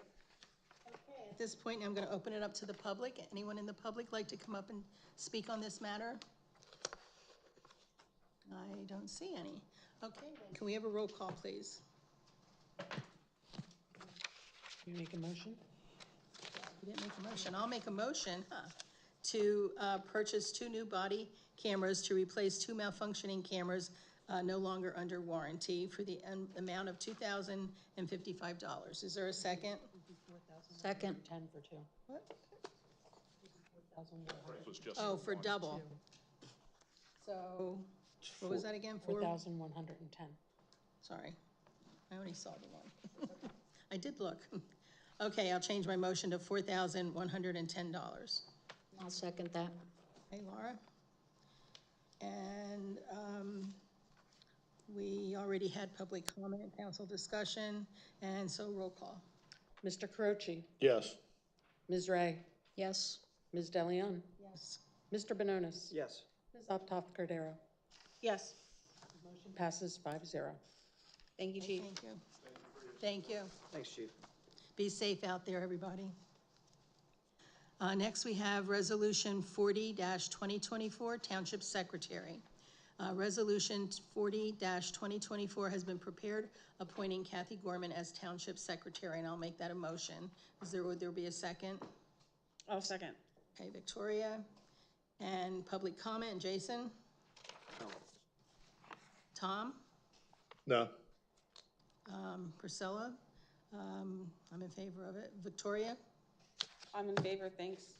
Laura? Didn't ask you, there's some comment. comment. Not whether you're in favor, that's the vote. Okay, so next, after council discussion, public comment. Is there anyone out there that would like to speak on this issue? Somehow, I don't think the first time I said it, it stuck. All right, so this is the second job that should be taking on in addition to the, what did it say? Acting Township Manager? Right, okay. So she's acting right now, if I understand that sign correctly, correct? So now she holds two jobs, and that should be worth original salary of Mark plus salary she's getting, and now we have, actually the secretary's salary added to it. Is that correct? Just nod. No, it's not correct, okay. Let's keep on. Try looking in the administrative code. Okay, anybody else like to speak? Okay, roll call, please. Ms. Ray? Yes. Ms. DeLeon? Yes. Mr. Benonis? Yes. Ms. Optoff Cardero? Yes. Mr. Carochi? Yes. Motion passes 5-0. Okay, thank you, Kathy. Congratulations again. Thank you. Next, we have Resolution 41-2024, which is a Township Planner Zoning Administrator. The resolution has been prepared, appointing Kathy Gorman, and I'll make that motion for the Township Planning and Zoning Administrator. Would there be a second? A second. Okay, council discussion, Jason? No. Tom? No, she's more competent than the three of you and our solicitor combined. I'm in favor of it. Victoria? I'm in favor, thanks. So, in favor. And just so the public out there is understanding these are all jobs in the administrative code that is assumed by the manager, so there's really no extra pay, right? It's just Correct. kind of. It's part of the manager's job in the Right, code. right, it's part of the job. So with that, public comment, anyone? Got to go to the mic, Kathy, so we can hear you. Hold everything up. I just don't understand. Township Planning Zoning Administrator. So you handle like all the phone calls that come into the planning? No, she oversees all that. A manager would oversee all that. I would work with our zoning officer, Mr. Young, And the in overseeing zoning hearing board agendas and planning commission agendas. Thank you for the clarification. Right. Thank you. It's in the second class code and our administrative code of the township. And it's common sense. Okay, since there's no one else ready to speak, we have a roll call, please. Ms. DeLeon? Yes. Mr. Benonis? Yes. Ms. Optoff Cardero? Yes. Mr. Carochi? Yes. Ms. Ray? Yes. Motion passes 5-0. Thank you, Kathy. Resolution 42-2024, transfer of funds to capital. It has been prepared following the presentation of the comprehensive annual financial report at the March 20th meeting and is attached for council's review and approval. So that was in your packet. Everybody can see it online. And did you want to go over that? Sure. As we discussed in the CAFR presentation last meeting, transferring funds from one fund to another does require a resolution by council. And the amount of money is being transferred is in accordance to approved township policy. So what we are asking council to do is to approve this resolution so I can officially move the money that we had needed to pay for the improvements on the Easton Road Ball Field and the other projects that are outstanding out there. Okay. And just to be clear, we're obligated to pay those amounts as they come in pursuant to the Yes. approval of things in 2023. When Hanover Engineering reviews the bills that come in, they will be presented to council. Okay, Jason, did you have any questions? No. Comments? Tom? No. Okay, Victoria, you already went. Laura? Yeah, I mean, I understand this is to cover our contractual obligations that were made at the end of 2023, and so this is just normal transfer. Okay, with that, I'll Thanks for open that it up insight. to the public. Anybody in the public would like to speak? Anyone? Okay, roll call, please. Mr. Bononis? Yes. Ms. Optoff Cordero? Yes. Mr. Caroci? Yes. Ms. Ray? Yes. Ms. DeLeon? Yes. Motion passes 5-0. Thank you. Next, we have review prepared of the draft ordinance for advertisement and necessary steps to move forward with possible enactment of an ordinance setting council term limits. I guess we all remember this was on the ballot as a referendum, and it passed. So now we have to implement it. So I guess we need a date. Does anybody have any ideas on like what agenda item this would go on? Steve? What you would do is you would go ahead and move forward with advertising, and then we could set it for a particular date after the advertisement is completed. What we can do is, if you want, you can make the motion to advertise and then have staff report back as to put it on an agenda for a particular date, because sometimes it takes a while to get in front of the, to have the advertisement, the requisite time and so on. Well, I don't think we're in any rush right now because it's not going to affect us till next year. But the idea is we move forward with the advertising now. Okay. So I guess I'll make that motion to go forward with the advertising for the the ordinance setting council term limits. Was there a second? I would like to ask a question about the terms of this proposed ordinance. The actual question that was placed on the ballot is as follows. Do you favor the adoption of an ordinance that would amend the township's optional plan of government and administrative code to impose a 2 consecutive term limit, 8 total years, for Lower Saucon Township Council elected members commencing with the terms that begin on January 5, 2026, and continuing thereafter for all elected council members? Any years of service by an individual who is appointed to council shall not be included in the 8 total year limitation, yes or no? As I recall, that referendum vote passed overwhelmingly. I think it was around 80% to 20% in favor of it. I would point out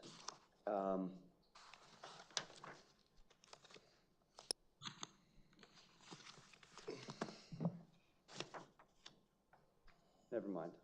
I won't point out. I'll just leave it. I'll leave it at that because the effective date is included here in the proposed ordinance in section 2, not in section 1. Okay, Tom? Yeah, this was something the previous council put on the ballot, and I think it's good. I think 8 years is more than enough for any one person to serve. I mean, Priscilla's the poster child of politicians, why we need term limits. She's been here for 35 years and has done nothing. 36. She's taken tens of thousands of taxpayer dollars and put it in her pocket. This is her job. She doesn't work. You've been on disability workers' comp for 25 years? Word. 25 years? You tell me. I don't know. I'm asking you a question. I'm not going to answer that. That's personal. Okay. It's personal. Right. Living off the, is it a private workers' comp or is it the taxpayer dollar? So she's been doing that for about 20, 25 years. I think it's disability. Yeah, there's a disability, right. Point of order. Point of order. Disability. Totally There's a off disability that allows her to spend all her time at the township and get money. But she's the poster child. Topic is term And, limits. And he's explaining why it's important to have term limits. You can get rid of dead weight that's taking taxpayer dollars and lining their pockets and getting nothing done. Exactly. That's what he's Priscilla's explaining. Exhibit A. She's a poster politician. Or Bob Freeman too, but. So I'm glad this passed. I thought it would. I know township residents like the idea, and we should definitely advertise it. Priscilla might have to get a real job. I don't know. I don't know how long her disability runs. See that? She might have to pay taxes, get a real job. Might have to pay taxes from a real job. I'm in favor of moving forward as motion stated. Okay, Laura?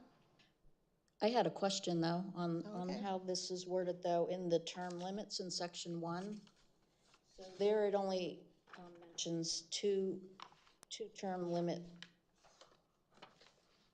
It doesn't say anything about consecutive, though, so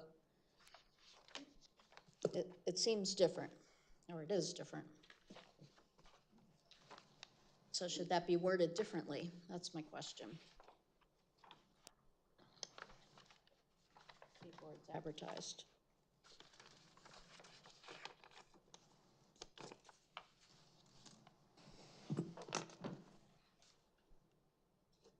So we have two options. We could go ahead and advertise as is, or somebody could, if we wanted to amend the motion, to have the change indicate instead of a two-term limitation, to have it be so it matches the language, a 2 consecutive term limitation.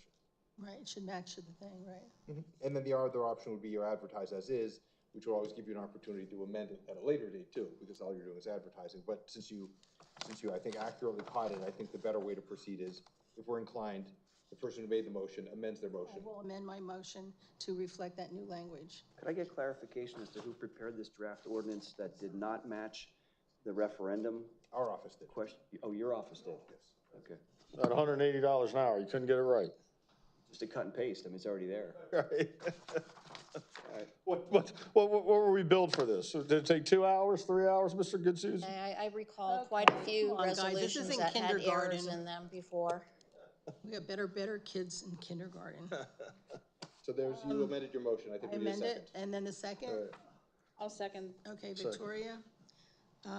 Okay, how about public comment?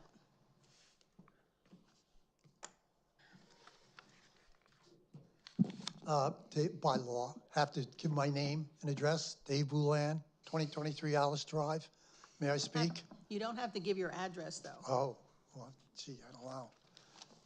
So I read that, and I read it about 5 times and thought the same thing. It seems awful complicated, as Ms. Ray pointed out, that had to be so verbose in order to state a simple thing that we, the council, are implementing this, which the voters have mandated, okay? Or something very simple to that. And yet as I say, so convoluted, and now we find out it's goofy and it's got to be rewritten, and I agree. We need people that are sharp here at the council all the time, whatever it may be, well read up on this subject, understand it, at least somebody caught it here, understand it, and we move forward on it, so there's no debate. If you get it right the first time, somebody already said that, then you don't have to ask again and again and have a big argument about it. So I'd encourage the council, they get paid handsomely, I know, to really review these things. And if you have questions, try to resolve them in your own head first, okay? Okay, thank you. Anybody else? Okay, I guess we have a roll call then, please, Kathy? Ms. Althoff Cordero, Yes. Mr. Carochi, Yes. Ms. Ray, Yes. Ms. DeLeon, Yes. Mr. Benonis. This includes the amendment to fix the error that the solicitor's office made, right? Or incompetent solicitor, yeah. That's Fix how the error they'll of vote the yes. incompetent solicitor. Motion passes 5-0. Okay, thank you, Kathy. Next, we have G, review prepared draft ordinance for advertisement and necessary steps to move forward with a possible enactment of the ordinance amending section 125.6A of chapter 25 entitled Peddlings and Soliciting. You have anything to say on that one? This was an ordinance to have the local ordinance, the lower Saucon Township ordinance, match the Pennsylvania code with regard to peddling. There was a conflict before, and this matches it up then, with regard to timing and dates. And the previous ordinance was prepared by our past solicitor, Aaron. I'll make a motion. The change, what exactly was the conflict, though, Mr.? The conflict was that the existing ordinance provided or restricted peddling more than the Pennsylvania code. There was a potential challenge that we received from an attorney, and the thought was that rather than litigate this matter, simply amend the ordinance to match the Pennsylvania code to avoid any potential future litigation or potential future issues. What were they complaining about specifically, though? The hours. The hours, from 9 a.m. to 7 p.m.? And then the date also, I believe, too, but primarily the hours. Okay. Right, so the new language is fixing that to match the state law, and we're good then? Yep. Okay. So, I guess I'll move for approval I guess we'll advertise the same way? Correct. Okay. The ordinance, amending section 1.125.6A of Chapter 25 for the peddling and soliciting ordinance. Is there a second? I'll second. Okay, council discussion, Jason? Do we know when the existing ordinance, the one that's currently on the books, when that was enacted? I do not know, Mr. Benoist. Okay. And the reason I ask that is because Priscilla De Leon just tried to take a pot shot. She said, oh, that one was prepared by our former solicitor. She didn't mention him by name, but I'm sure that that's an underhanded way to try to suggest that Link Treadwell had something to do with it. And Could have been Ed Makarsky. could have been anybody. Makarsky was the solicitor before. Could have been anybody, but it seemed to me that that might have been an underhanded way to try to attack him, to provide more cover for her So terrible again, with no evidence of anything, makes it clean.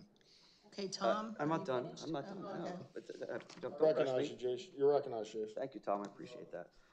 I just want to make sure that, unlike the last ordinance that did not match the language of the referendum, does the language that's contained in this ordinance accurately reflect what is contained in the state law that we're trying to not be more restrictive of?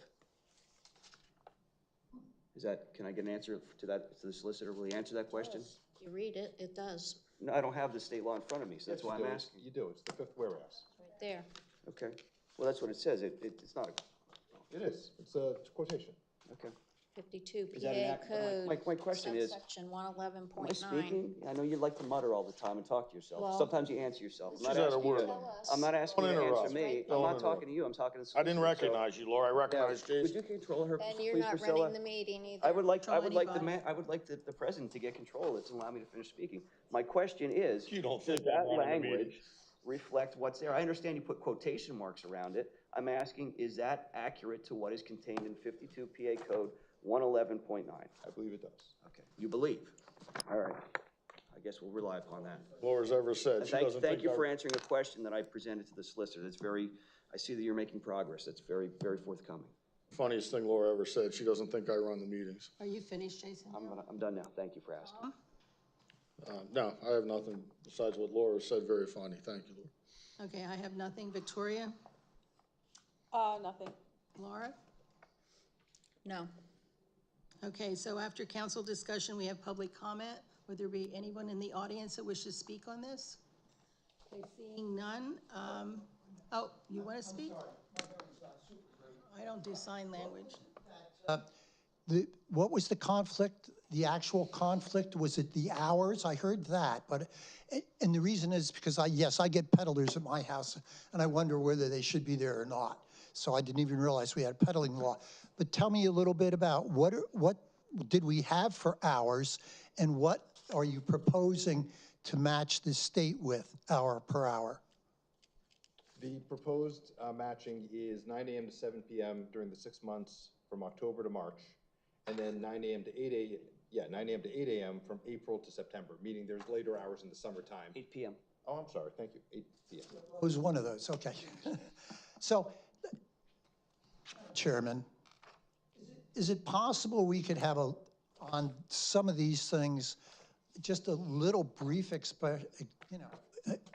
detail of what's being proposed? I mean, that's really trivial, but really easy to understand, and bingo, it's off the item and on to the next agenda. Agenda item description, and then in there is the click on to see the actual document. Yes, also, I mean, things like proposals. I'm really blown away when I walk in here and somebody has got this long-winded proposal which has been well prepared, but it does not appear in our sheets, okay? As part of our, quote, you would say packet, but our online material. Some things are very important and we don't get to read them or understand or see them until they're actually read by a council member, and I find that to be heinous. I really do.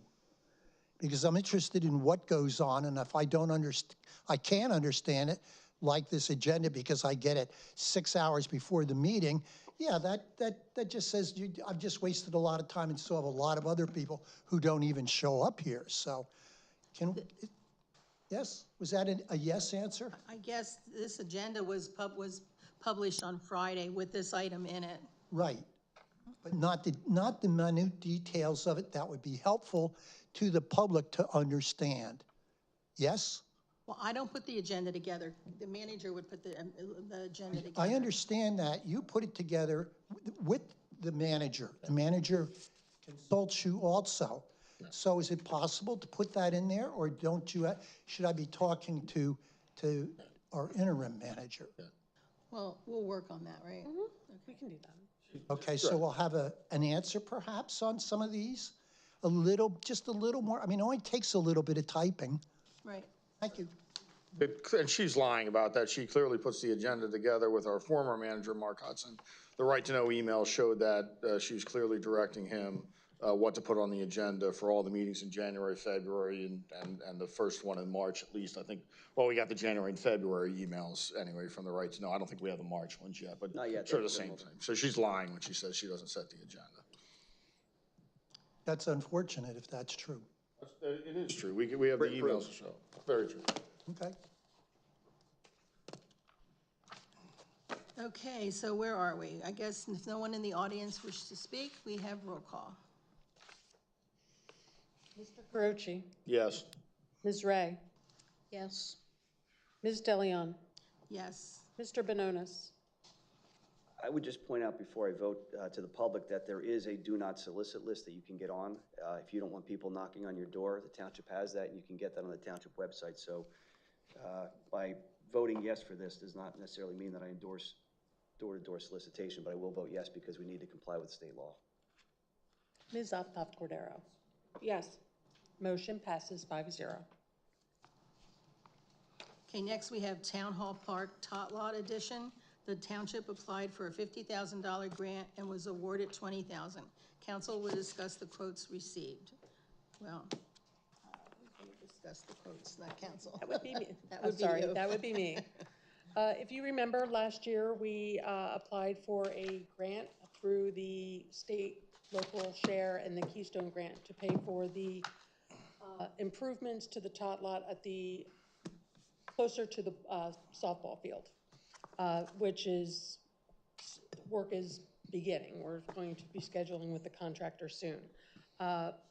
Later in the year, we were afforded an opportunity to apply for another grant through Northampton County, and the council had approved to apply for a grant for the lower level for a younger age bracket inside the fenced area to replace some of the equipment out there that was a little, is obsolete, and it's over 20 years old, so parts of the playground equipment cannot be replaced at this time. So we brought this back to Park and Rec. Park and Rec has made a recommendation that's in your packet, and we're asking council to consider either going with the original plans of the improvements at the lower level, and the, if we do that, the cost would be $97,900 total for both projects. And if we did the, we removed some of the smaller features of the proposal, it would come down to $77,497.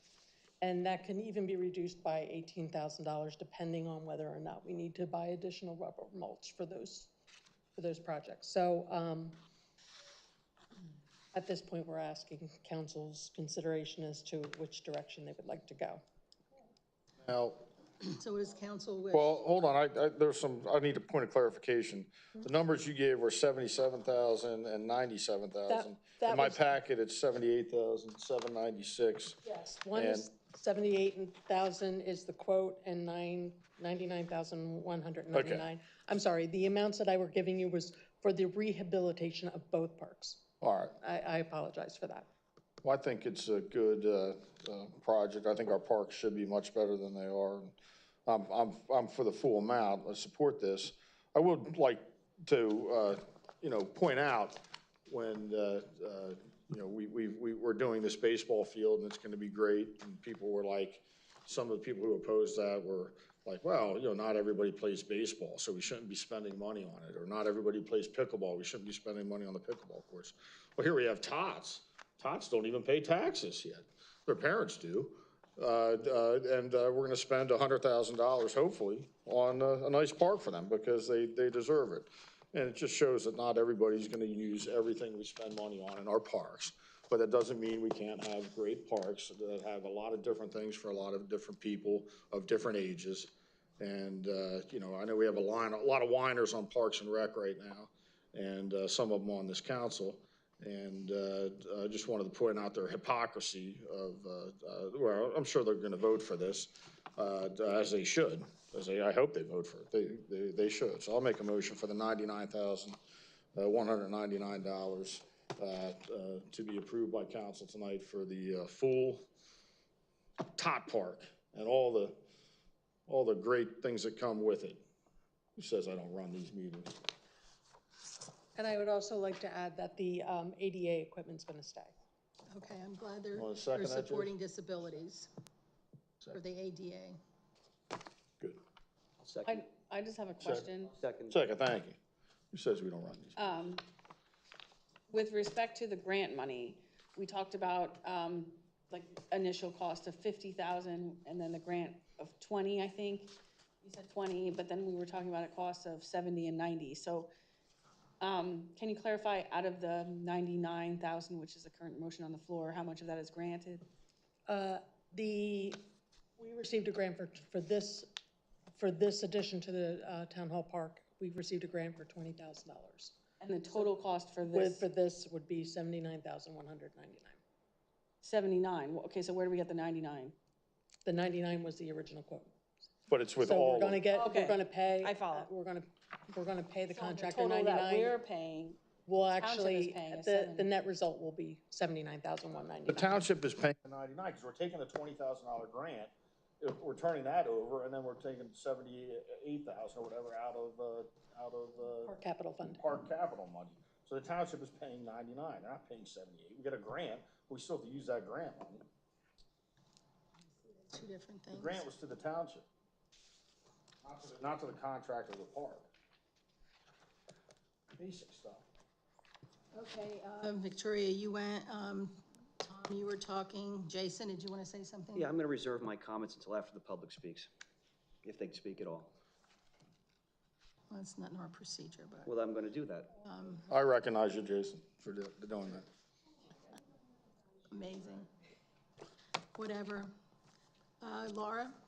Yeah, no, I like the, all the bells and whistles, because it includes, special equipment that was, like musical, which is very different. And, I know somebody at Parks and Rec was talking about how, you know, not all kids can do the things that the other playground equipment has, like climbing on ropes or up and down a slide. So to them, maybe banging on a xylophone or making the bells ring would be great for them. So I think it's a neat addition.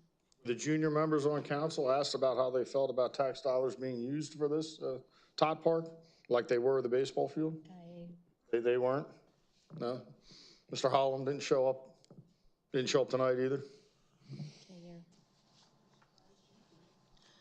Okay, I guess I'll open up to the floor. Does anybody want to speak? Oh, go ahead, Jason, it's all yours. Yeah, so I would point out, as Tom had mentioned earlier, this park, according to the quote that we have from Burke, it says Burke Proposal 56-169491, 2024 pricing, ages 2 to 5. Again, ages 2 to 5. So when you look at the U.S. Census Bureau data for Lower Saucon Township, how many people do you think are under 5? 4.9%. So 95.1% of the township is not under 5 and will not use this playground. But yet we had hysteria, literally hysteria, about building a ball field, a baseball field, where Lower Saucon Township doesn't have any lighted ball field. Hellertown doesn't have any lighted full-size baseball field. You have hysteria from people. I don't hear Ms. Witchin standing up and clamoring about this. Hypocrites and frauds. I don't hear Mr. Blasco. I don't hear Mr. Ozimick yelling about it. I don't hear Ms.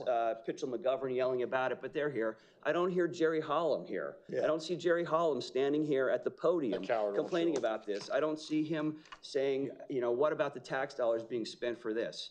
You know, in this township, over 65 years old is 23.6% of the population, okay? I don't see the over 65-year-old crowd, almost a quarter of the population, playing on the tot lot that we have here.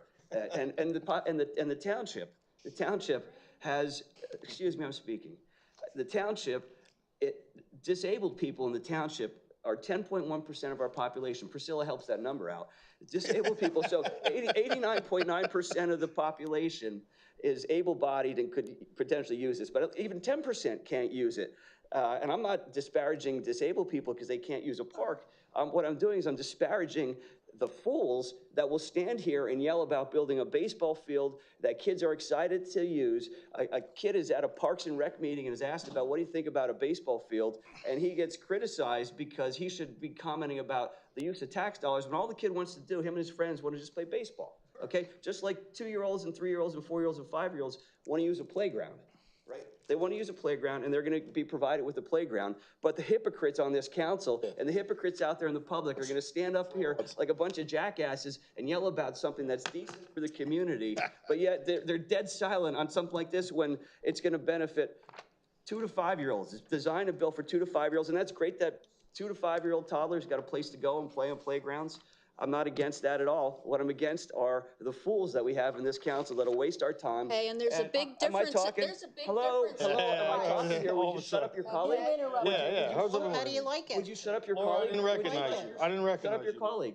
Would you like your colleague shut up or not? You got the gavel. Can I have it to shut her up? Because you're not using it. You don't know how to use it. Jason, Right? even I didn't You know how recognize to Laura. use it. Yeah, you know how to I use didn't it. recognize You know how to Laura. use it selectively, right? Okay, Yeah, okay, everybody. there we go. Jason There we had the go. floor. There we go. Oh, thank you. A little bit late, Priscilla.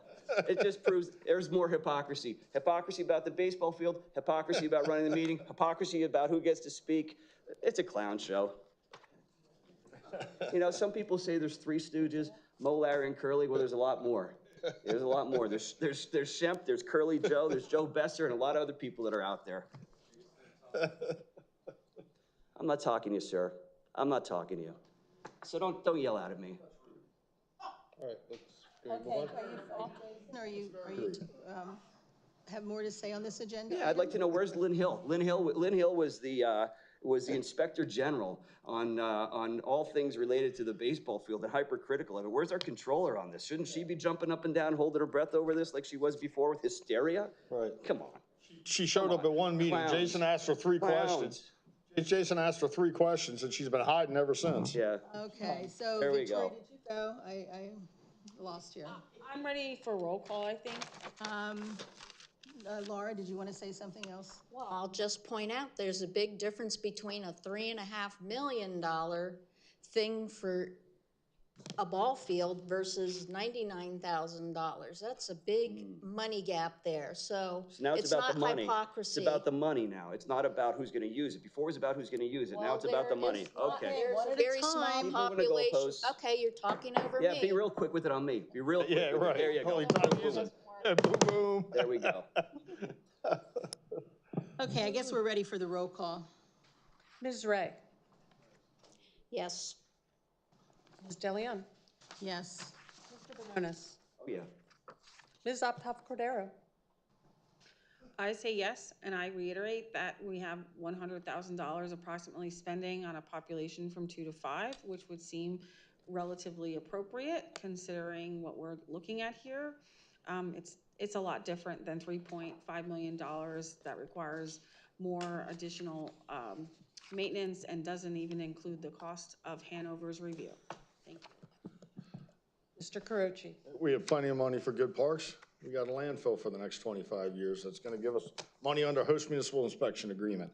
So we have plenty of money for parks like this. We should have better parks than we do, but Priscilla's been on council for 35 years. Well, the Parks and Rec's too busy chasing invasive species. Right, Tom. planting trees, They right, can't worry about parks. Exactly. Topic, okay? Parks and Rec. I thought we were on top. Playground equipment. I think Please they go don't parks. interrupt me. I'm trying to run this meeting. Yes, I vote yes. Motion passes 5-0. Sorry, Kathy, thank you. Okay, next we have Saucon Valley Community Center 2024 Summer Recreational Program Agreement. The agreement for the Saucon Valley Center's 2024 Summer Recreation Program has been prepared for council's review and approval. The program is structured similarly to the previous years and maintains the nominal fee of $10 for one child and $5 for each additional child. I'm assuming that's in the same family. I guess I'd like to make a motion to approve the execution of the 2024 Summer Recreational Program agreement, not to exceed $34,900. Well, why don't we put that for each additional child of the same family? Why are we assuming that? Well, I just caught that now, and I I don't know, remember if I saw I'm it. glad you caught it. I did not catch it. I'll give you credit for catching it. I'll give you credit for catching it. I did not catch that. But I'm saying, why Is are it in we the- adding it? It might be in the, Kathy's looking.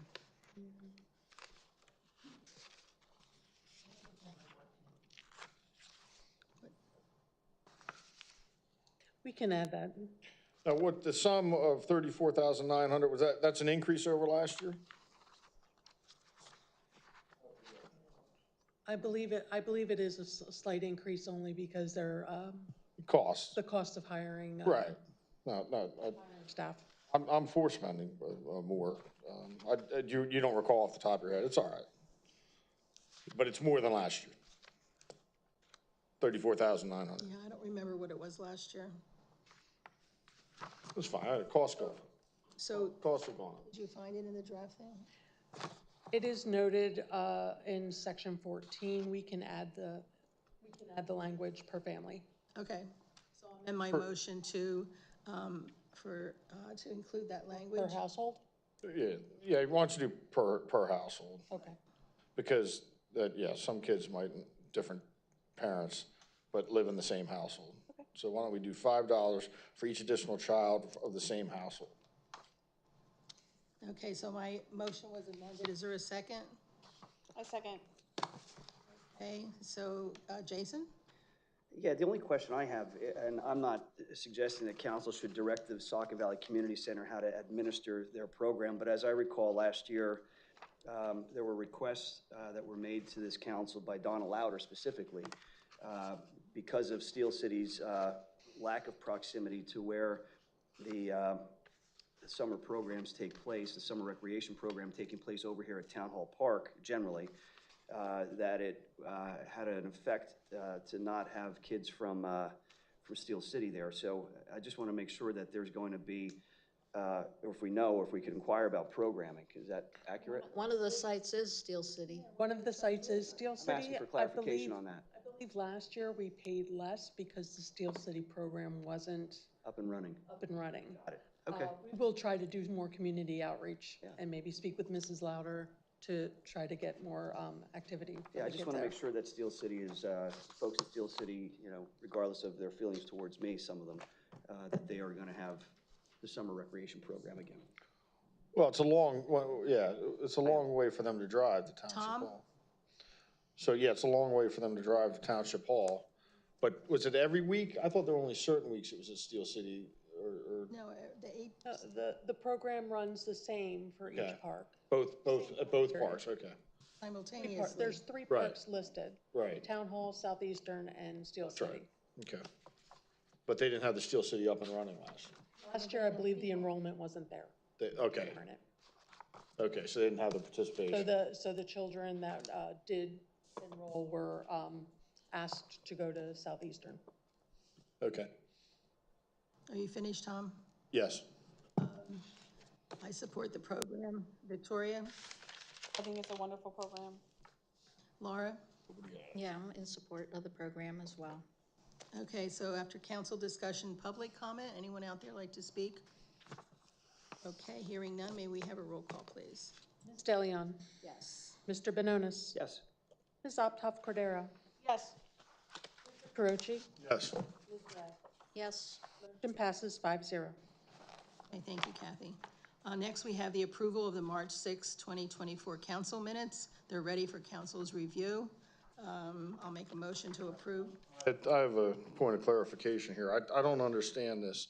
On page 31 of 60, it's on line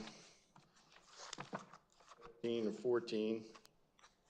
says, they're talking about Kathy McGovern, and she says, again, she will remind you that we had family members on this board, and that Ms. Pitchell McGovern said there's one right here, Lowell Saucon Township Council, Jennifer Zavacki and Mark Ingalls. Mr. Banana said, Mr. Banana said, are these his families? What is she talking about? I mean, you can't even understand the transcript about family members. And Ms. Pitchell McGovern said, yes, that they were. So is there a clarification of whether Jason is a family member with Mr. Ingalls? And then I can answer that question. I am not a family member with Mr. Ingalls. And did you take a DNA test? There was a DNA But I test. offered many times to do that, Tom. I think it would be appropriate to clarify this. This is apparently of importance to the residents of the township, and I think it would be, maybe we could do it on Maury Povich or a show like that where, you know, If Ms. I'm not the Pitchell brother. McGovern, I mean, I obviously think from the resemblance, Mr. Ozimick and Priscilla are brother and sister. It's obvious. I don't need DNA. I mean, I'd like to see the, I'd like to see the Tom, power lines. stick with I'd like the to see the topic. power lines they grew up next to, but they're like, you see their personalities, they emotionally interrupt and emotionally mature, but so I don't know, is that clear though, Jason? Is that what happened? Tom, it's not. And in fact, the concern that I have is on line 16. It says as if I stated this. Right. Mr. Benona said they are his family. What is she talking about?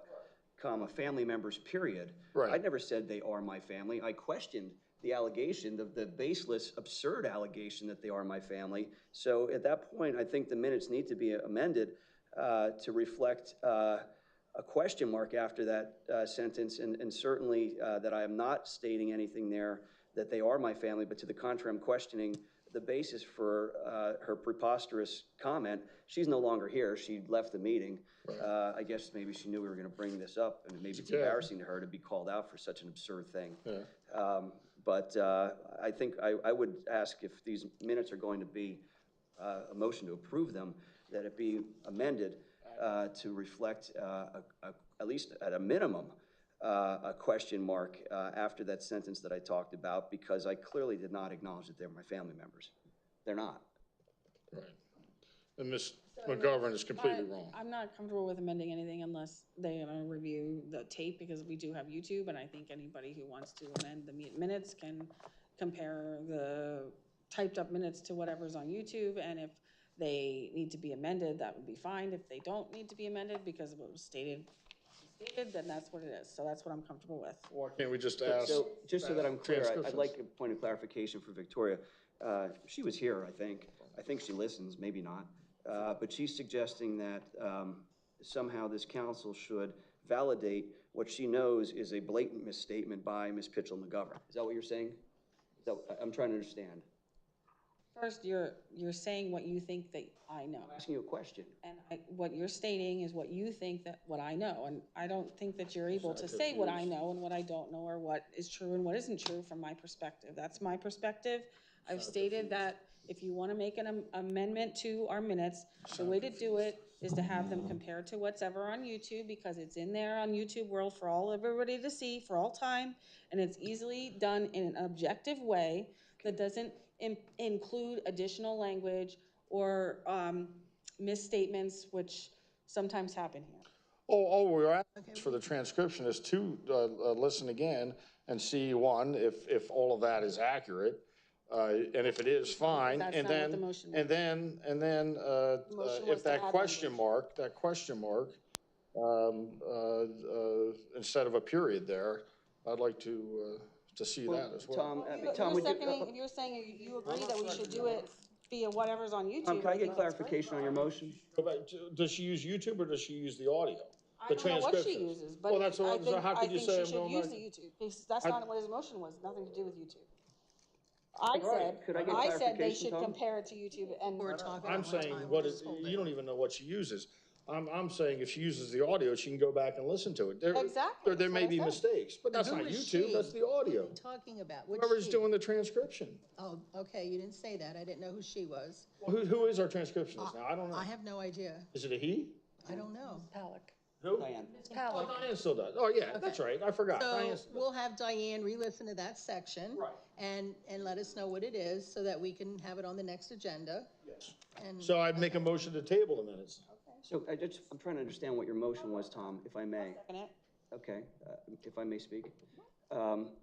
So you're asking to have township staff take their valuable time when we already without a township manager. Oh, no, hold on, let me just get it out. Without a township manager, we have an interim assistant, an interim manager serving who also has all these other responsibilities. She's now been tasked with being secretary and everything else. And all it would take would be for Victoria to simply say, yeah, I agree to put a question mark in there. Yeah. But instead, she wants to waste the township staff's already limited resources when they're spread thin. I think it's your waste of time. I'm speaking, ma'am. I'm speaking. I'm speaking. I prefer if you to be quiet. I know it's hard for you. I don't know if it's a condition that you have or whatever, but I don't know what's going on over there.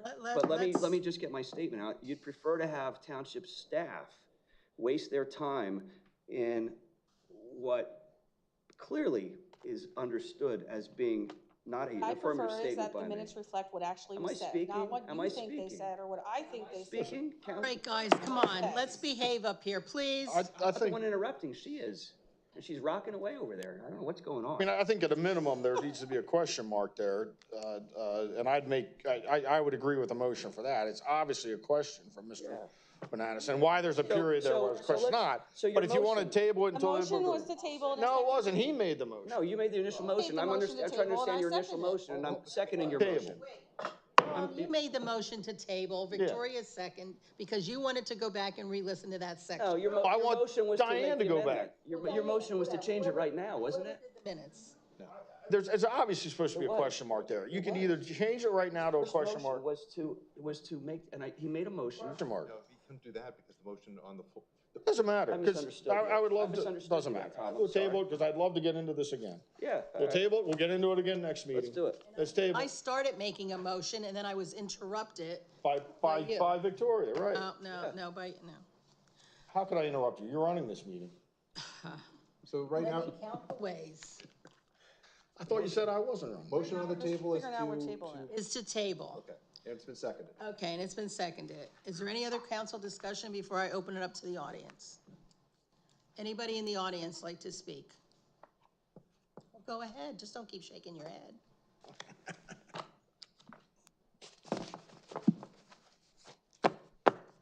Gee, folks, I mean, that's really, I sit here and I watch and I listen and I really wonder. I mean, it's crystal clear what was said. And if you actually read the minutes, how many, I would love to know how many on the council literally read the minutes. I read the minutes. Did you catch that? I read it as it was. I didn't make the comment, so I don't know. Yeah, well, I mean, it's absolutely, it just sticks out like a sore thumb. And to sit there and debate this when it's very simple. Now, my understanding is that one of our council members, aside from the two males here, is an attorney and should be able to glide over that thing and get it in a heartbeat. And yet we sit here for 10, 15 minutes and discuss whether there's a question mark or not. And should somebody listen to this again simply to correct it or not to correct it, and we waste all this time. So that's really goofy. It's no wonder Dave Boulin has to sit there and read all this stuff, because half the time the comments that are getting made by certain people, it's clear they didn't read the material. It's really sad. Anyhow, I encourage you to read the material. No, sir, I was saying that includes the attorney also, solicitor. So cold. Okay, anybody else like to come up to the podium? If not, can we have a roll call, please? Mr. Benonis, Yes. Ms. Optoff Cordero, Yes. Mr. Carucci, Yes. Ms. Ray, Yes. DeLeon. Yes. Passes 5-0. Okay, next we have council and staff reports. Assistant, nope, got to change that. You are now acting. The only item I have to report is that Reading Drive construction is in process. UGI was out there last week and the beginning of this week to finish up their work. And the road will be posted, and the residents have been notified that the work will be started to put in the culvert. And we're hoping that everything will be done by the end of April. And anybody who is driving around, please be careful of our Public Works Department employees out there working. Thank you. Okay, Jason? Yes, thank you. I would like to bring to the public's attention, particularly those who would stand up red-faced, hysterical, waving their hands in the air about the time limit that this council had, and also the requirement that this council had for residents and taxpayers only to be permitted to speak as to both agenda and non-agenda items. There were many of you who constantly criticized that issue, and I would just direct your attention most recently to the pending changes in the city of Bethlehem as well as the city of Easton. In the city of Bethlehem, you may have seen in the news that a pro-Hamas group of individuals attended a city council meeting and kept the council members there for 4 or 5 hours, and the council was unable to conduct township business. And as a result of that, and in reaction to it, City of Bethlehem Council is now considering, and may have already passed, I don't know, a requirement that residents and taxpayers, you must be a resident taxpayer to speak at a City of Bethlehem Council meeting. And the City of Easton's considering the same thing, I believe. So I don't hear where the outcry is over that. I don't hear where that outcry is. I know Victoria many times had criticized that. I'm wondering where's the problem in that? I wonder if Joe Buba is going on behalf of St. Luke's and with the authority of Rick Anderson to those cities and, standing up and demanding to speak, although perhaps there are property owners there, but I guess they don't pay taxes, do they? They don't pay taxes there. Luke's doesn't pay taxes. Yeah, so, I just find that to be interesting, that I guess, this council was cutting edge in the way we conducted meetings, and unfortunately, that rule was taken away, and there's people that complain about the length of these meetings, and I think in part, some of the people that come to our meetings and decide to speak up may not be residents and taxpayers of the township, and it's costing us money because of that. So, it's an interesting observation to see how it's okay over there, but it's not okay over here. The other thing I would like to revisit was going back to my comments at the last meeting about having the evidence of a knowingly inaccurate budget and the knowledge that these individuals that Priscilla, Victoria, and Laura knew about. Excuse me? Who's using the Lord's name in vain out there? Who's what? Somebody's saying, I don't hear anything. I heard something out there. I heard it out there. I heard it over there, over towards Miss Witchin. I don't know. Someone was cursing out there. Yeah, so. Inappropriate and rude.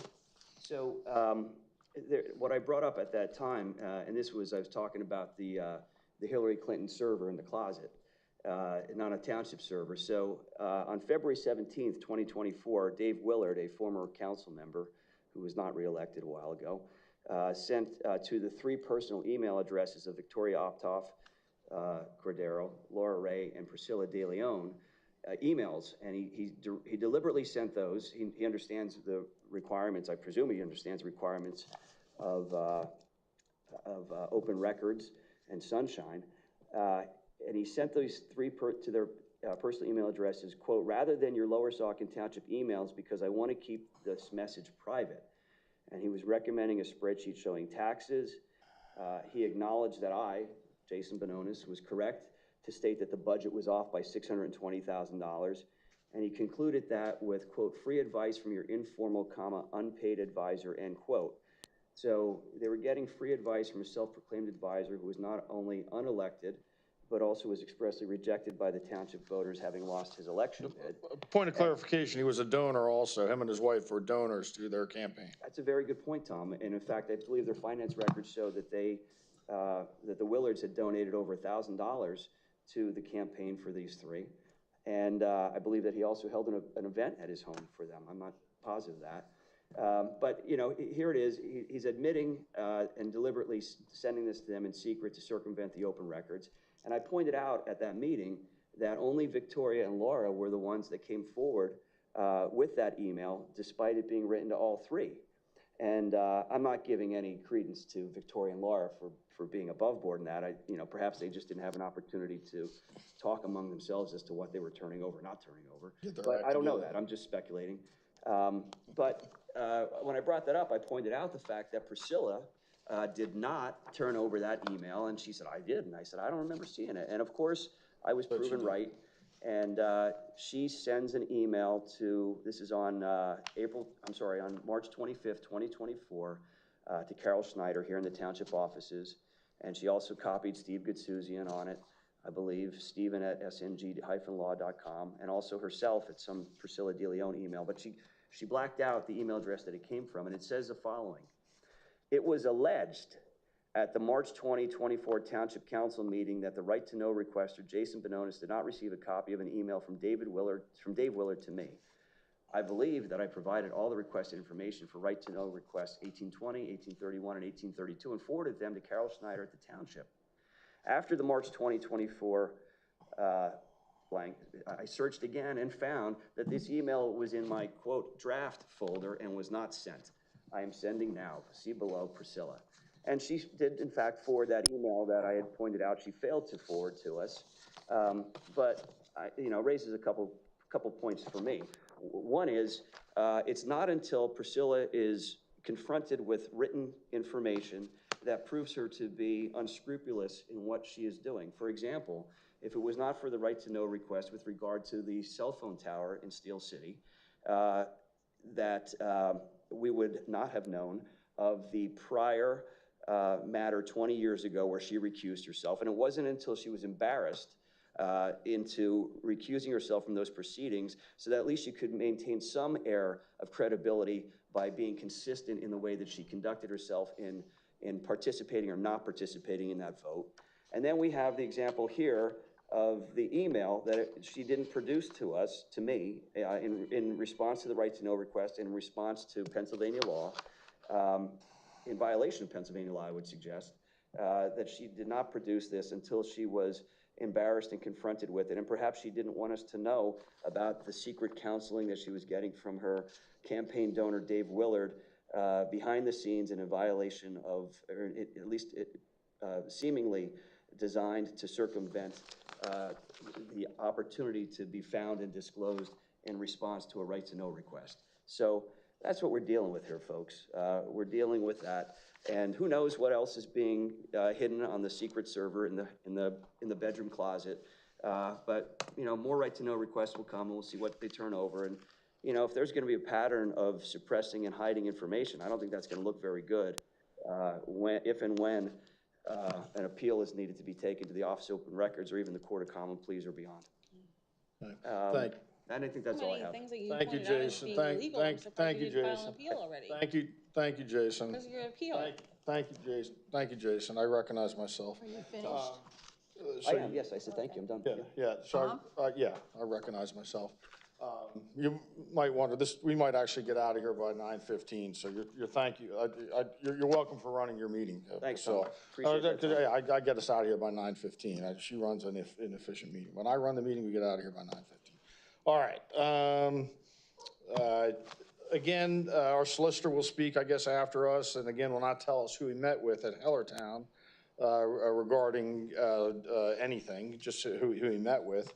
I'd urge people, the public, to stand up and ask him what he's hiding and why he's hiding it. And again, it gives credence to the right to knows. Why we have to do the right to knows is because the current majority of council and our solicitor are hiding things that the public should know, or at least elected members of the council should know.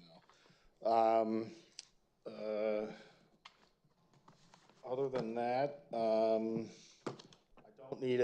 don't need a DNA test from Ms. DeLeon or Mr. Ozimic to show their brothers and sisters, but I would like a picture of the power lines that they grew up next to.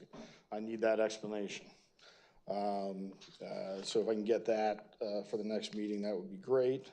And But you said you need what? I think a picture of the power lines you grew up next to. And that's all I have. Where did you get that power lines I grew up next to? Yep, Rosetta, right? Just a rude comment, that's all. Can we move on to the next person? I guess Victoria? Thank you. First and foremost, I wanted to highlight something that I saw in the news. I think it was Lehigh Valley News, or it might have been Morning Call, but they discussed, and they were comparing the train derailment to a grant that was allocated to the Allentown Fire Department for firefighting foam and other safety apparatus.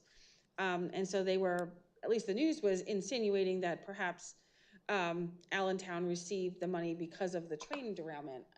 But they did clarify that the request for the grant money this is from Norfolk Southern, was made before the train derailment. So it just got me thinking, and I think it would be appropriate if we direct our township to perhaps send a letter to Norfolk Southern indicating the amount of resources that the Lower Saucon Township volunteer fire department. Allentown has a paid fire force. We have volunteers that put their lives at risk. Certainly in the situation with Norfolk Southern, they arrived on a scene not knowing whether there were any hazardous chemicals, hazardous waste, and what type of safety and danger they would put themselves into in trying to rescue people from that scene. Thank goodness there were no hazardous chemicals, but certainly the people responding didn't know that when they went and put their lives at risk as volunteers.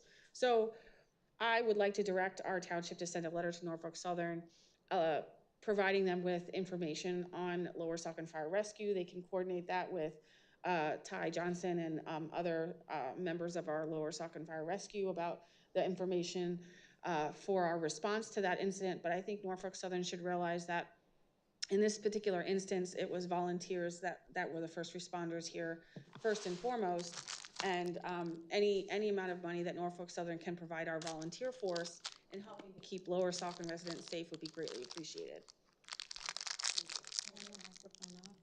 Laura? I'll wait till the crumbling's done here. I'm sorry. No, I don't. Thank you. No, I think that's a great idea, though, to prepare a letter to Norfolk Southern, perhaps requesting some sort of donation to our fire department, our volunteers. I think that's great. I read that same article too, but I did catch where it said the grant was requested afterwards. I also read another article where Norfolk Southern, the way it was stated, they only had $2.5 million of damage, but it had the word "only" there. So I don't know if a reporter just snuck that in or if that was really what they said. But it's like, wow, okay, if it's only $2.5 million, maybe we can get a donation for our volunteers. The previous Mr. Hudson did send a letter to Norfolk about the municipal expenses, and they did pay what we had expended, which was minimal. Expenses. Which was minimal. However, I'll reach out to Chief Johnson to see if they had communicated with Norfolk to see if they have sent a letter to them requesting. Yeah, no, I'm not specifically requesting. I mean, first, it's appropriate that they pay for expenses that were actually incurred. So I don't know whether the fire department has actually calculated the gas that they expended for their trucks to get there, the maintenance costs, whatever, wear and tear on the trucks to be there, the guys, all that stuff, the food and stuff, whatever that is. What I'm saying, Norfolk Southern should be aware that these were volunteers and that they expended their time to come out and put their lives at risk to help Norfolk Southern and the community. And I think Norfolk Southern should consider providing those volunteer firemen, firewomen, and our volunteer fire company some compensation donation to our fire force to continue keeping our community safe. But you won't ask St. Luke's for a donation. We respond to Fountain Hill 87 times over the past 3 years, but because they're joined your parents in a lawsuit against the landfill, you won't call on St. Luke's to make that same donation. And they donated to their campaign. Yep, they donated to your campaign, or at least their too. president did. E.D. Naraki. Yeah, Ed Naraki did. Yeah. E.D. They already donated to him. Right, they already donated. But you won't call on St. Luke's to make that donation because your parents and them were in a lawsuit, or were in a lawsuit. Your parents were in a lawsuit. And 87 times we go to St. Luke's, according to our police, or our fire chief. Okay, I guess We're finished with reports. They're in their pocket. I called on Laura, right? Yeah. Yeah, other than, Solicitor I call report, Laura. Solicitor report? engineer's not here. Public comment, non-agenda items, 5-minute time limit. Please take the podium. Thank you. My name is Mary Ann Garber, and I represent the Bethlehem landfill. At the last council meeting, Jaramillo Zamora, I think I'm pronouncing his name correctly, presented his Eagle Scout project to council. He's proposing to build a Gaga pit and 2 benches at Polk Valley Park. And he came and asked council to contribute financially to that effort, and it estimated the cost of the materials to be $1,500. It sounds like a fantastic project. I went back and spoke with Astor Lawson, who's the district manager for the landfill, and Astor asked me to come here tonight to tell council that the landfill would like to donate that $1,500 directly to Jamarilla for his project. And I know that the estimate for the materials was just that, it was an estimate. So we'd be happy to consider any additional costs for the materials that he proposed for that project. That's very nice of you. Thank you so much. And then this will be like a donation in your quarterly reports as what you do for the harms benefit analysis? No, it wouldn't, because that's not something that we put down as a benefit in our harms benefit analysis that was already So conducted. that wouldn't show up with your other grants and scholarships and stuff like that as a donation? The benefits that are associated with the landfill expansion are the benefits that are tied to the expansion. Right. We're making a donation to an Eagle Scout for the materials for his project, and we're happy to do that. It sounds like a fantastic project. This is above and beyond the other donations. Correct. One has nothing to do with the other. You have to spoon feed it to us.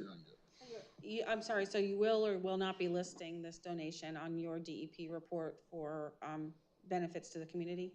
So without belaboring the point, when we go through an expansion, we present benefits that are associated with the expansion. This has nothing to do with our expansion. This is So something that, you won't be listing it then as, financial donation? no, because it has nothing to do with the expansion. I think I've answered that 3 times now. Yeah, no, it's completely independent. Just make sure, because that's not exactly Ms. what you said. Optoff should be recusing herself from all landfill related subjects. Her parents were in a lawsuit against the landfill. I've seen documents that every quarter you give scholarships and you give bicycles and you do a lot of things for communities, and that's all appreciative. Just to be clear, this has nothing to do with the expansion, nor does it have anything to do with the harms benefit analysis.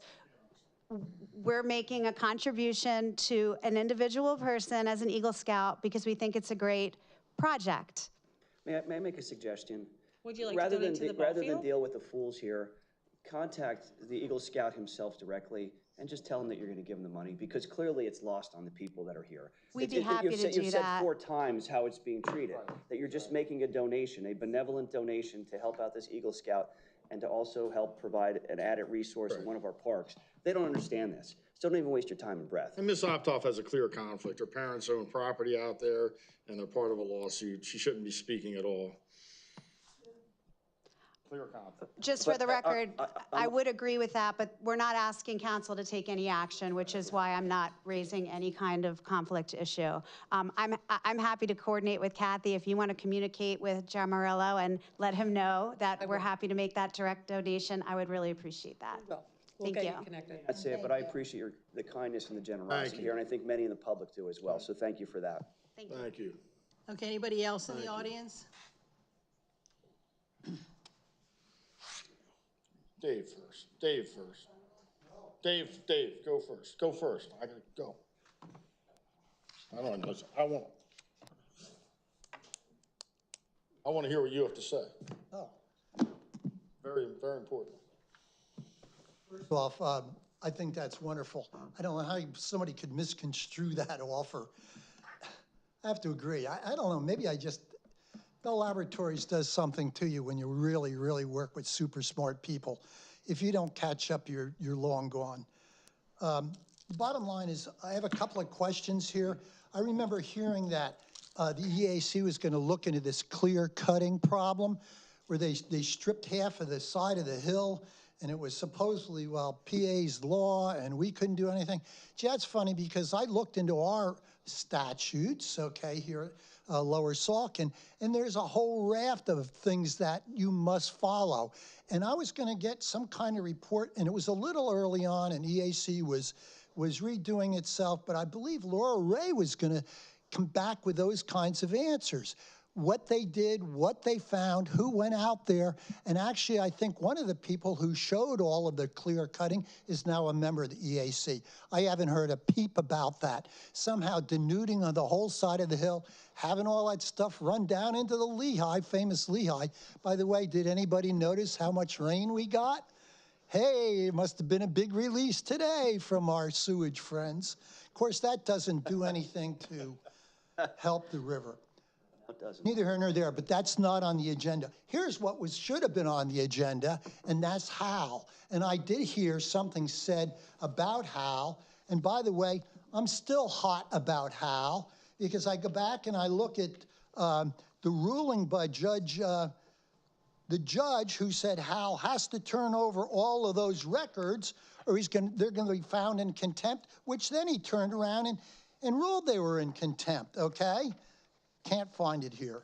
All right, here it is here. By gosh, and because nobody seems to listen to this stuff, this is order of the court, 11th day of October 2023. The judge is a fellow by the name of, maybe you guys know him because you're all legal, right? Probably practice in front of him. His name is Daly. He's the president judge, the president judge. So here we go, conclusion on the last page. For the foregoing reasons, the appeal is granted and the library is required to provide all responsive records within 30 days. And what do we have? We have a council here that as soon as the solicitor gets appointed, this whole thing gets swept out just like the sewage out of the plant. I don't know who wrote those exemptions for the solicitor so that he would not have to say, yeah, I was involved in whatever, but this is what happens when that goes down. And even the dumb mathematician, physicist like me gets it, okay? You win the election and you can do whatever you want. I don't go for that. And I will be seeing Judge Daly. I am now getting into Northampton more often. I was there yesterday, I was there today. Yeah, I'll be talking to him. I'll find a way, okay? I want to know where that's going. And I want to know how he can make those rulings, and yet we are still going to spend a minimum $150,000 and get nothing. I want to know from Victoria, negotiations are going, okay? Because you said you were going to be handling the negotiations. So that's that. Now, the other thing, I only have a minute left here, so let's see here. So that's Hal. Easton, yep, I heard Sal Panto. He doesn't know anything. He's only been there 17 years. He says he's never seen anything like it. And yet this council, some of the council, voted to, hey, open it up to anybody that wants to come along. So guess what? When the group shows up from Hamas demanding that we write a letter to Israel and does that for 4 or 5 hours, you guys won't have a leg to stand on because of this ruling of this council. And Pano was very exact about, I only want business in this town to be discussed here, and that was not. Finally, I'm not going to say a lot more about it, but I will say, getting back to this 31/2024, there were exactly 8. The last speaker at this dais here, violated at least 8 times the laws of this agreement. 8 different ones. That includes walking around, showing each person his phone. That was a verboten. Time's running up. Wrap it up, please. Can you wrap it up? Your time's up, almost up. It wasn't when I listened to you, okay? Can I finish? Yes, I said wrap it up. That's part of promote an atmosphere of reasonable expression of ideas. These are ideas, and they're reasonable, right? And what I'm saying is, you, Priscilla de Leon, Mrs. Chairman, Ms. Chairman, have the right and the authority to gavel this kind of nonsense down. So person walks around with the phone, showing everybody all this thing. Nobody in the public can hear what's going on, right? That's what it is. Then he does it again with this something he's got, and I hear a hole in it. And then he gets up and rants and raves for another 7 minutes. Look at your clock, it's on the clock, the very end, and starts yelling and screaming at Jason Benonis and Tom Carell, yelling and screaming at the top of his voice, not controlled like I am now. Right. By the way, and if you think that's not a problem and it doesn't foment madness in people, when I walked out of here, I walked out and gee, lo and behold, there's two figures. One's a council person walking down the side, and there's another person following him with a policeman right behind him. Okay? There's a problem. You have been put, as this person said last time, on notice, okay? There are dangerous situations going on and you need to pay attention to them. Okay, thank you. I agree. Some people just don't know how to behave themselves.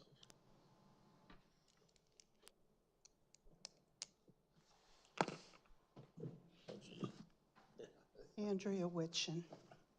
You should stick around, Jason. This is the, Janus was the actual two-headed Roman god, a two-faced Roman god. What was Medusa? This has to do with your lack. What are the rules? Come on. Come on, gavel. Janus is not a swear word. If you'd had 4 years of Latin like I did, you would know what it meant. All right, first of all, 40 minutes were wasted in this meeting tonight at $9 an hour. That's $360 that we'll be adding to the total for the last 3 meetings. And secondly, it was not a group that was protesting on behalf of Hamas in Bethlehem. They were protesting on behalf of the Palestinian people. There is a difference. Some people don't know that and don't understand it.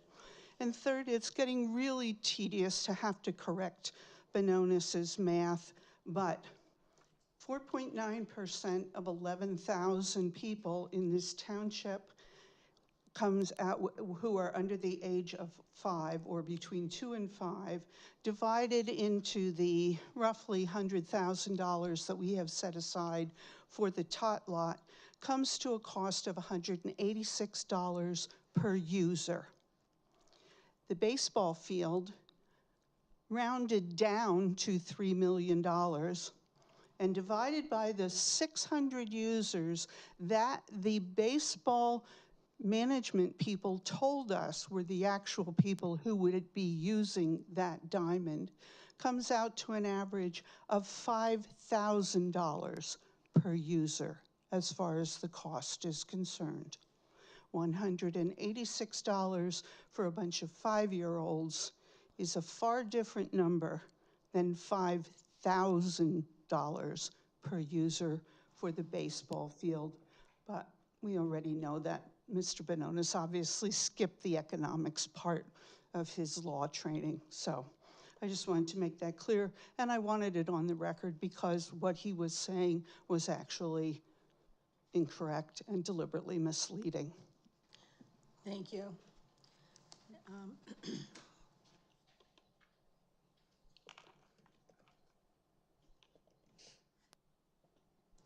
Mark Ozimek, I'm not really sure if I should do this. I'm probably gonna. You know me, don't shut up. The last meeting, when it was over, Benonis and Carochi left, and they walked out together. So there were 2 people walking out the parking lot. When they left, I decided to follow them out the parking lot. I decided, I hope you're listening, public, I decided to follow them out the parking lot because I don't trust either one of them. There's more than once I worried about my truck out there, having to drive home. I guess maybe I knew too many bad people in my life. But as for somebody saying that I was outside in the parking lot and I was acting up, and the police officer had to calm me down. I don't think that's true. I'm pretty sure it's on body cam. I'm pretty sure it's on the building camera, which I didn't go for yet, but I probably should before it overlaps itself. Where you going, Dave? You know, you wanted to Okay, bring this up. Mark, you can't speak to the audience. Thank you. Please. Have a good day. You're You not too. supposed to speak to him either. You're not supposed to speak to the audience either. Not the audience, he's a speaker. It's a speaker, excuse me, I used the wrong I word. shouldn't speak to you, but I do. Okay? I try to be civil. What happened to rules? I thought you liked the rules. All right, why don't we just continue? So anyway, like I said, when the new people on council were running, don't ever lie. Don't ever lie to me. I'm gonna lie to each other, that's fine. I'm gonna lie to your coworkers, do whatever you wanna do. But don't ever lie to me. Here's another thing, don't ever lie about me. And part of the other reason that I walked out into the parking lot is the same reason I'm gonna tell him, because he was there last week. And it's on body cam.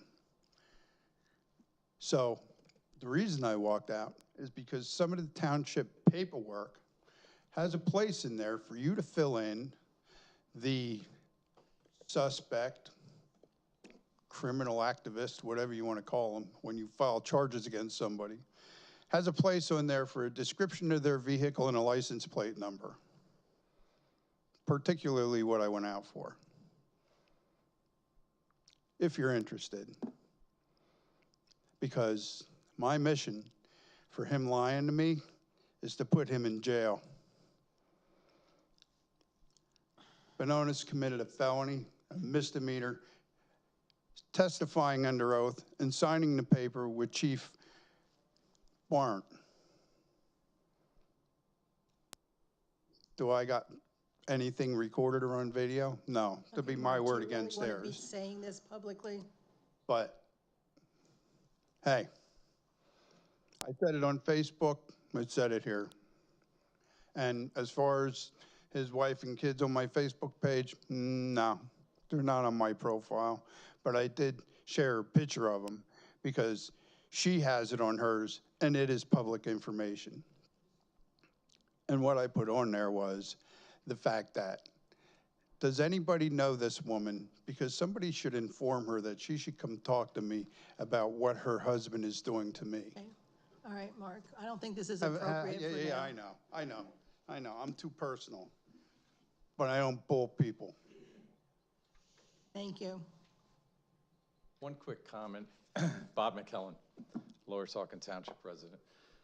I've been on a lot of committees and groups and meetings, and when we have minutes, the minutes are recorded as what people said, not if there's truth or false.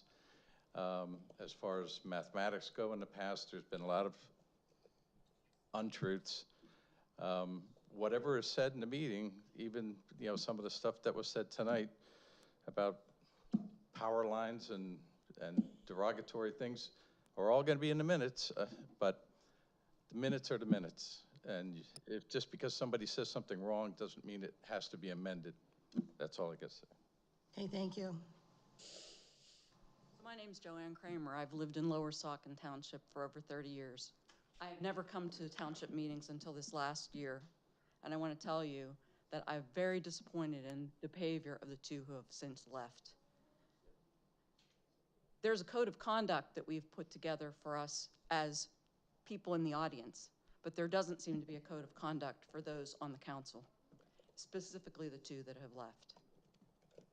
I don't know where that goes or how that changes, but I worked my whole career in a corporation that kind of behavior was not allowed in any meeting or to any employee. So I just want to say I'm very disgusted at their behavior. And I've been making a point to come to these meetings, but I really would like to go back to not having to come. But it's unfortunate that it's come to this. So hopefully in the next election, we have the opportunity to change the last two that are on this council, because we really do need people who are going to work together. And I take it, I don't know you, Kathy, but you have a lot of things that have been put on your shoulders based on my attendance here at these meetings. But that shows that she's willing to work towards the best for this township. I don't get the feeling that the other two are willing to do that.